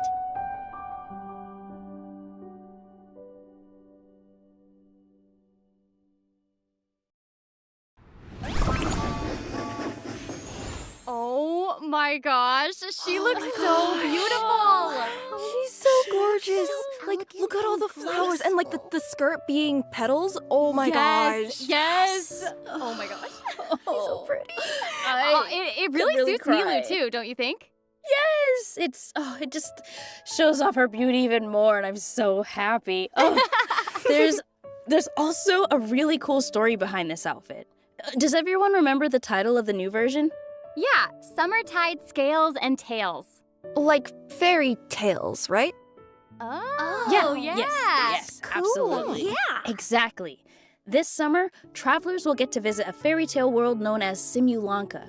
In this world, Nilou will get a new outfit and a new identity. That is so exciting. Awesome. Yes, it's gonna be so good. So, I'm guessing Simulanka is the new summer region? Yep, and this fairy tale world is facing all sorts of crises. Travelers will discover a giant footprint shortly after entering this world. Oh my my goodness. gosh. Whoa. That footprint is huge. Wait a second. Right? You'd have to be massive to leave a footprint like that. Mm-hmm. Oh, absolutely. Oh, and if you follow the footprints into the depths of the region, then you might be able to find some clues. Origami animals live in this forest, so you might be able to get some valuable information from them. Ooh. That's helpful. Huh. I noticed some of the animals look off color. Yes, they do. Very perceptive of you. Some of the origami animals are in big trouble. The color of their paper is fading. I know, and it's so sad. So travelers will need to work together with their friends to revitalize the forest and help those animals solve this crisis. Oh my gosh. I will do anything to help these origami creatures. I love them already. Same. I know. 100%. I want to take one Anything. home with me. Yes, but, okay, travelers won't have to face these crises alone. They'll receive help from all sorts of companions during their journey in Simulanka. Hey, it's Kirara in her new outfit. And Navia! Yes. Oh, and there's Hat Guy. If travelers are interested in seeing how the events in Simulanka unfold, then be sure to check out the summer region during the new update. Okay, well, since Kirara is wearing her cool new outfit, can we take a closer look? Thank you for noticing. That's just what I've been waiting for. Yes. Scaling walls, leaping across the rooftops. Nothing new for me.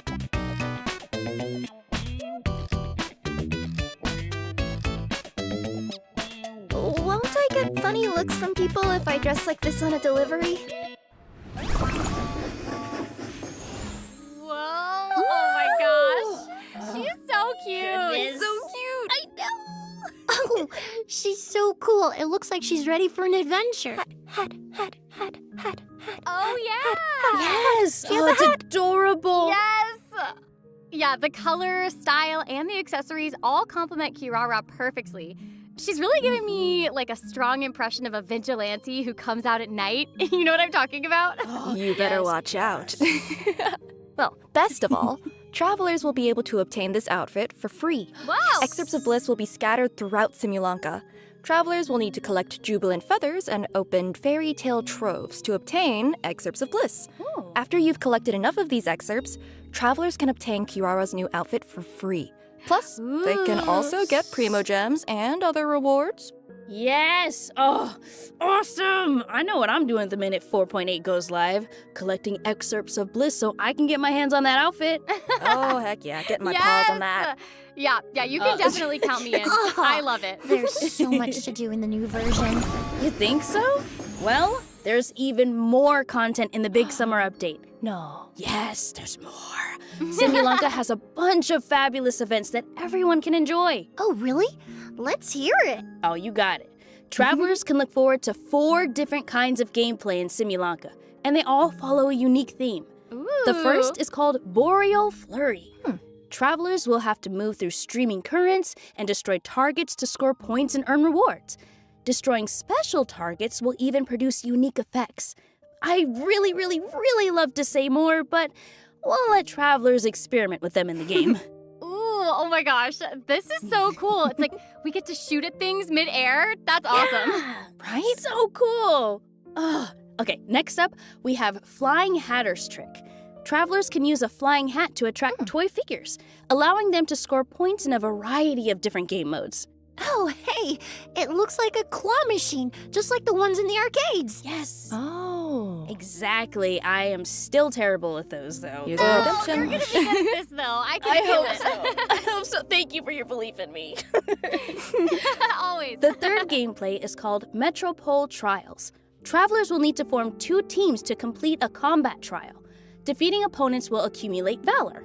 Filling your Valor energy bar will trigger a Time for Valor, which grants buffs to your team. Oh, nice. Defeating opponents while a Time for Valor is active will earn you even more points. Oh, and travelers who take part in these 3 events will earn Star Sail coins. In figurine fabrication, travelers can insert these coins into fantastical fabricators to earn keepsake figurines. Hopefully that makes it even easier for travelers to remember their journey. Aww, What a cute origami hamster. So cute. Right? He's just a little guy. Just a little guy. After travelers have used the fantastical fabricators enough times, they'll be able to invite Kirara to their team and claim special rewards, including Primogems and Serenity Pot furnishings. Oh, and travelers can display their figurines on good frames, both inside their Serenity Pot and around Simulanka. But don't worry if you don't receive the figurine that you want. You can also gift and trade figurines with your friends. Yes! That's a relief. That's awesome. Yes. So cool. It sounds like the summer region gives us a lot to look forward to. Mm-hmm. I wonder what else version 4.8 has in store. Oh, okay. You've got perfect timing. All right, let's take a look at the rest of the events in version 4.8. All right. Yes. Oh, first up, we're introducing the Imaginarium Theater. A once blank canvas has been sitting in a corner of the theater lobby, but now vibrant colors have emerged on its surface. This new permanent gameplay mode will launch in version 4.8. Nice. 5 Envisaged Echoes challenges will become available in version 4.8. Each challenge will correspond to a designated character. Travelers will receive 2 keys of echoes upon entering the challenge, and each challenge requires 2 keys to unlock. If you complete the challenge, then you'll be able to obtain the corresponding character's Echo Cosmetic reward. Yay! Yes! And once you've equipped an Echo onto its designated character, they'll have a unique trailing effect while they're sprinting. Oh my gosh. Diluc's Echo looks like flaming feathers. That's so cool. Yes, and Chi-Chi's Echo seems to give her ghost companions. Honestly, I feel like that's something that Hu-Tao would be super interested in. Chi-Chi run. Yeah, right? Hold on. I have a question. If we only start off with 2 keys, then that means we can only unlock 1 challenge, right? Are there any other ways to obtain those keys? Oh, yeah, of course. Travelers can receive 1 key from each season of the Imaginarium Theater where they complete and finalize a combat performance in Act 6 or higher. Oh, okay, so you can't unlock those Echo rewards in one go. Aw, drat. Yes, exactly. I know. So take your time, everyone. There's no need to rush. It's not going anywhere. Oh, by the way, you can only complete the challenge using its designated character. You're also going to have to pay attention to the character level and friendship level requirements. The participating character must be level 90, and their friendship level must be 8 or higher. It's time to test how well you truly know your characters. Sweet. Yeah. The Envisaged Echoes challenge doesn't just test how well you can use a character, but also how well you understand their skills. Each challenge has specific obstacles, and you'll only be able to pass if you fully master the character's skill mechanics. That's awesome! Oh man, I'm so excited. So ready. You can also look forward to a ton of events happening in Fontaine. Travelers will get to meet an enthusiastic scholar in Romaritime Harbor, which allows travelers to play Bing Bang Finchball. Thanks, Basima. Basima and Finchball seems to remind me of something. Oh, wait. Wasn't there also a Basima in version 3.8? Oh, yeah. Oh, that's right! The Basima we met last year was a Hydro-Eidolon replica of a human who once visited the Valeria Mirage 5 centuries ago. She invented the earliest version of Finchball. The Basima in Fontaine is her descendant. Wow, that is such a neat connection. Yeah. And since so much time has passed, I'm guessing that we'll get to experience a new kind of Finchball. Exactly. Travelers will still need to launch Finchballs into target zones in order to score points. But these new stages will have rival Finchballs. Rival Finchballs will make it harder to score points, so travelers will need to strategize based on the situation in front of them. Ooh, I like the new changes. I'm excited to try the new Finchball. And that's not the only new addition. This version also has a co-op mode. What? So you can be each other's rival Finchballs. Yes. Yeah. Travelers can freely choose their level while they're in co-op mode. Each level has different terrain characteristics and types of Finchballs. Players will take turns launching Finchballs, and the person with the most points after 4 rounds will win the match. That sounds really fun, no matter who wins or loses. Totally. I mean, look at these little guys, look at the little finches, they're so cute! Aww, they're so cute. Adorable! Oh, and speaking of cuteness, does everyone still remember Asagiri's photo-taking commission? Yes, Maybe? definitely. Asagiri has made her way to Fontaine, but this time her photo requirements aren't as strict. Travelers can easily satisfy the commission requirements by submitting photos of their favorite characters. An interval timer mode has also been added, making it easier for travelers to capture their characters in the perfect moment. Oh, I'm so excited to see what all the master photographers are going to come up with. Oh, yeah. We'll also have the opportunity to meet up with Hosseini in Fontaine, and he's brought an upgraded energy amplifier with him. Wait, wasn't Hosseini studying energy amplifiers in order to graduate? Oh. Does this mean that he still hasn't graduated? Oh no. Oh no. Scientific research is filled with obstacles. This time, Hosseini has integrated the energy amplifier with Fontainian technology to create the Hosseini amplifier. And he'll need our help to test it out in combat. Listen, if we can help him finally graduate, I am definitely in. Yes, please. Oh, totally. So, in each stage, travelers will need to form 3 parties to participate in 3 consecutive rounds of combat tests. Okay. Each party member will provide a fixed amount of motive force based on their character level. Motive force can be used to set up leyline effectors, which grant buffs in combat. Oh, The same character can be assigned in multiple parties, but repeating characters won't provide motive force in subsequent combat trials. So you better keep that in mind while you're forming your teams. Okay, I get it. So, we need to make sure that each party has enough motive force to receive combat buffs. That way we can obtain a higher score. Exactly. Once you've configured all the buff slots for a single party, you can also choose a buff to apply across all your parties. All right. Travelers will have to experiment to determine the best setup for them. Awesome! Okay, is anyone else here excited about card games? I know that I'm excited about card games. So, in version 4.8, a couple of old friends are being added to Genius Invocation TCG. New monster cards and action cards will also be available. Sweet. Also, the Overflowing Mastery event is returning in version 4.8, so don't miss out. Let's go. All right, that's all the event-related news that I have right now. So next, let's talk about system optimizations. Wow, Sarah's on a roll today. Thank you. Okay, first off, the encounter points system has been improved. In version 4.8, excess encounter points earned from daily activities can now be stored. Travelers won't have to worry about them going to waste anymore. Okay, so how do we use the points that we've stored? Well, travelers can convert their long-term encounter points into daily encounter points by spending original resin. Long-term encounter points will be reset during every version update that ends with .0. In other words, the first update for a new region. That means the first reset will occur in version 5.0. Sweet. Oh, nice. You can spend them immediately. So cool. Yeah, or you can save them for a rainy day. That gives travelers a lot more freedom. Ooh, also, the cooldown for all world bosses will be reduced to 10 seconds. Oh, yes. I know. That should make it a lot easier to farm materials. That works perfectly with the changes to the encounter point system. Very. You'll be able to convert encounter points even faster now that cooldown periods are shorter. That's super convenient. Oh, that's awesome.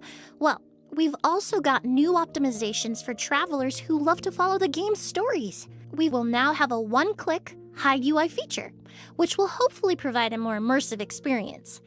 In addition, we'll be getting a new feature that allows travelers to review dialogue text and audio in their current conversation. So don't worry about missing out on any details. Oh, thank goodness. Ooh, that is perfect for travelers who like to take screenshots and travelers who like to analyze the dialogue. Oh, you can look forward to a bunch of other optimizations in version 4.8. Some domains in Mondstadt and Liyue will be adjusted. Travelers can choose to lower their world level once they've reached world level 3. The difficulty of the License to Glide quest will also be lowered, just to name a few. Oh, yes, that will be so helpful for new players. It'll be easier to pass Amber's gliding test. Oh, I know. But Be sure to keep an eye out for future announcements to learn more information. Well, we hit everything, right? Actually, we still have some more information to share. But first, let's display the final redemption code. Dun da da da! We wait with bated breath. Here we go!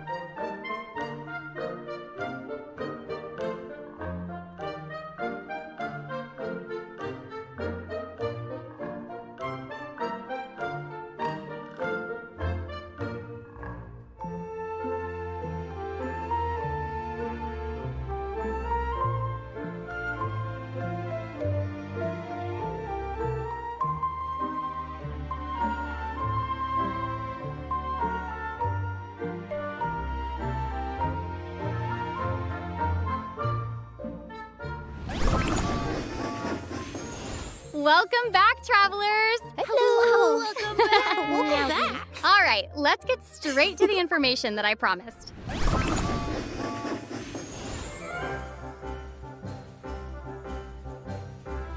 Whoa, what's that? Looks so cozy. I want to be there. I know, right? Okay, listen carefully, everyone. I have an important announcement. Hoyo Fest is coming soon. Yay! For those of you who might not know, Hoyo Fest is an annual event that celebrates all of Hoyoverse's games. Oh, so not just Genshin Impact. Oh, that's exciting. Yeah! Starting in July, Hoyo Fest will host a series of online and offline events. By participating in these events, you'll have the chance to obtain Hoyo Fest themed merch, event-exclusive gifts, and both in-game and out-of-game rewards. Feel free to join in on the fun, travelers. More detailed information will be posted across Genshin Impact's official accounts, so stay tuned. So exciting. We also have an exciting collaboration to announce. Genshin Impact will be partnering with one of the largest aquariums in the world, Sea Aquarium. Hopefully, travelers will be able to participate in an entirely new collaboration experience. Oh, I don't think Genshin Impact has ever teamed up with an aquarium before. Let me think. It's gotta be a Fontaine-themed collaboration, right? Yes, you guessed it! Nailed it! This event will be based on Fontaine. Sijuin, the head nurse at the Fortress of Meropide, will guide travelers as they encounter marine creatures and explore the mysteries of the deep sea. Keep an eye on Genshin Impact's and Sea Aquarium's official accounts for more information. Oh, I'm so ready. Fish time. Awesome. Now for some out-of-game Genius Invocation TCG news. The knockout stages of Astra Carnival, the Prince Cup for the Atlantic, and Pacific regions will be held soon. The Atlantic stage will take place on July 27th, and the Pacific stage will be held on August 2nd. So look forward to a fierce showdown between top players from those two regions. Amazing! There's also a little surprise in store for you all. Before the knockout stages begin, all travelers will receive a commemorative card back in their in-game mailbox. Let's go. So be sure to follow the official Astra Carnival account for more information. And that's not all. Genshin Impact's 4th commemorative OST album, The Shimmering Voyage Volume 4, will become available in version 4.8. It will feature original Genshin Impact music composed by the Hoyo Mix team. Yay! It includes tracks from version 4.8 events, cutscene music from versions 4.0 to 4.8, and other content. Oh, I'm so excited for it! Music slaps! Amazing! I'm gonna listen to it forever. All right, that's all the information that we have to share. Then that means... Yeah, it's almost that time again. It's time for the special program to end? Yeah. Oh. I know. Well, is there anything y'all want to say before we go? Yes. I'm very excited for the costumes for Nilu and Kirara. They are so adorable, and I can't wait to see like their new roles that they get to play in this new event. I'm so excited for this. I can't wait. I, too, as an unbiased individual, am excited about that. But Oh, I'm so excited too for the echoes. Like, oh, I'm so down for all of this customization. And the music! Oh, it's so... Listen, I'm just very excited. Well, I just wanted to say, I'm so excited that you all get to finally meet Emilie. Yay! I really hope you like her. I know, totally. And I am super duper excited for Hoyo Fest and also for the Sea Aquarium collaboration. Yes. That is so exciting and cool. I can't wait to see what happens with that. So epic. Yes. All right. Well, this is the end of the special program. Thank you all so much for being here. And yeah, I guess we'll see y'all in game. Bye. Okay, bye.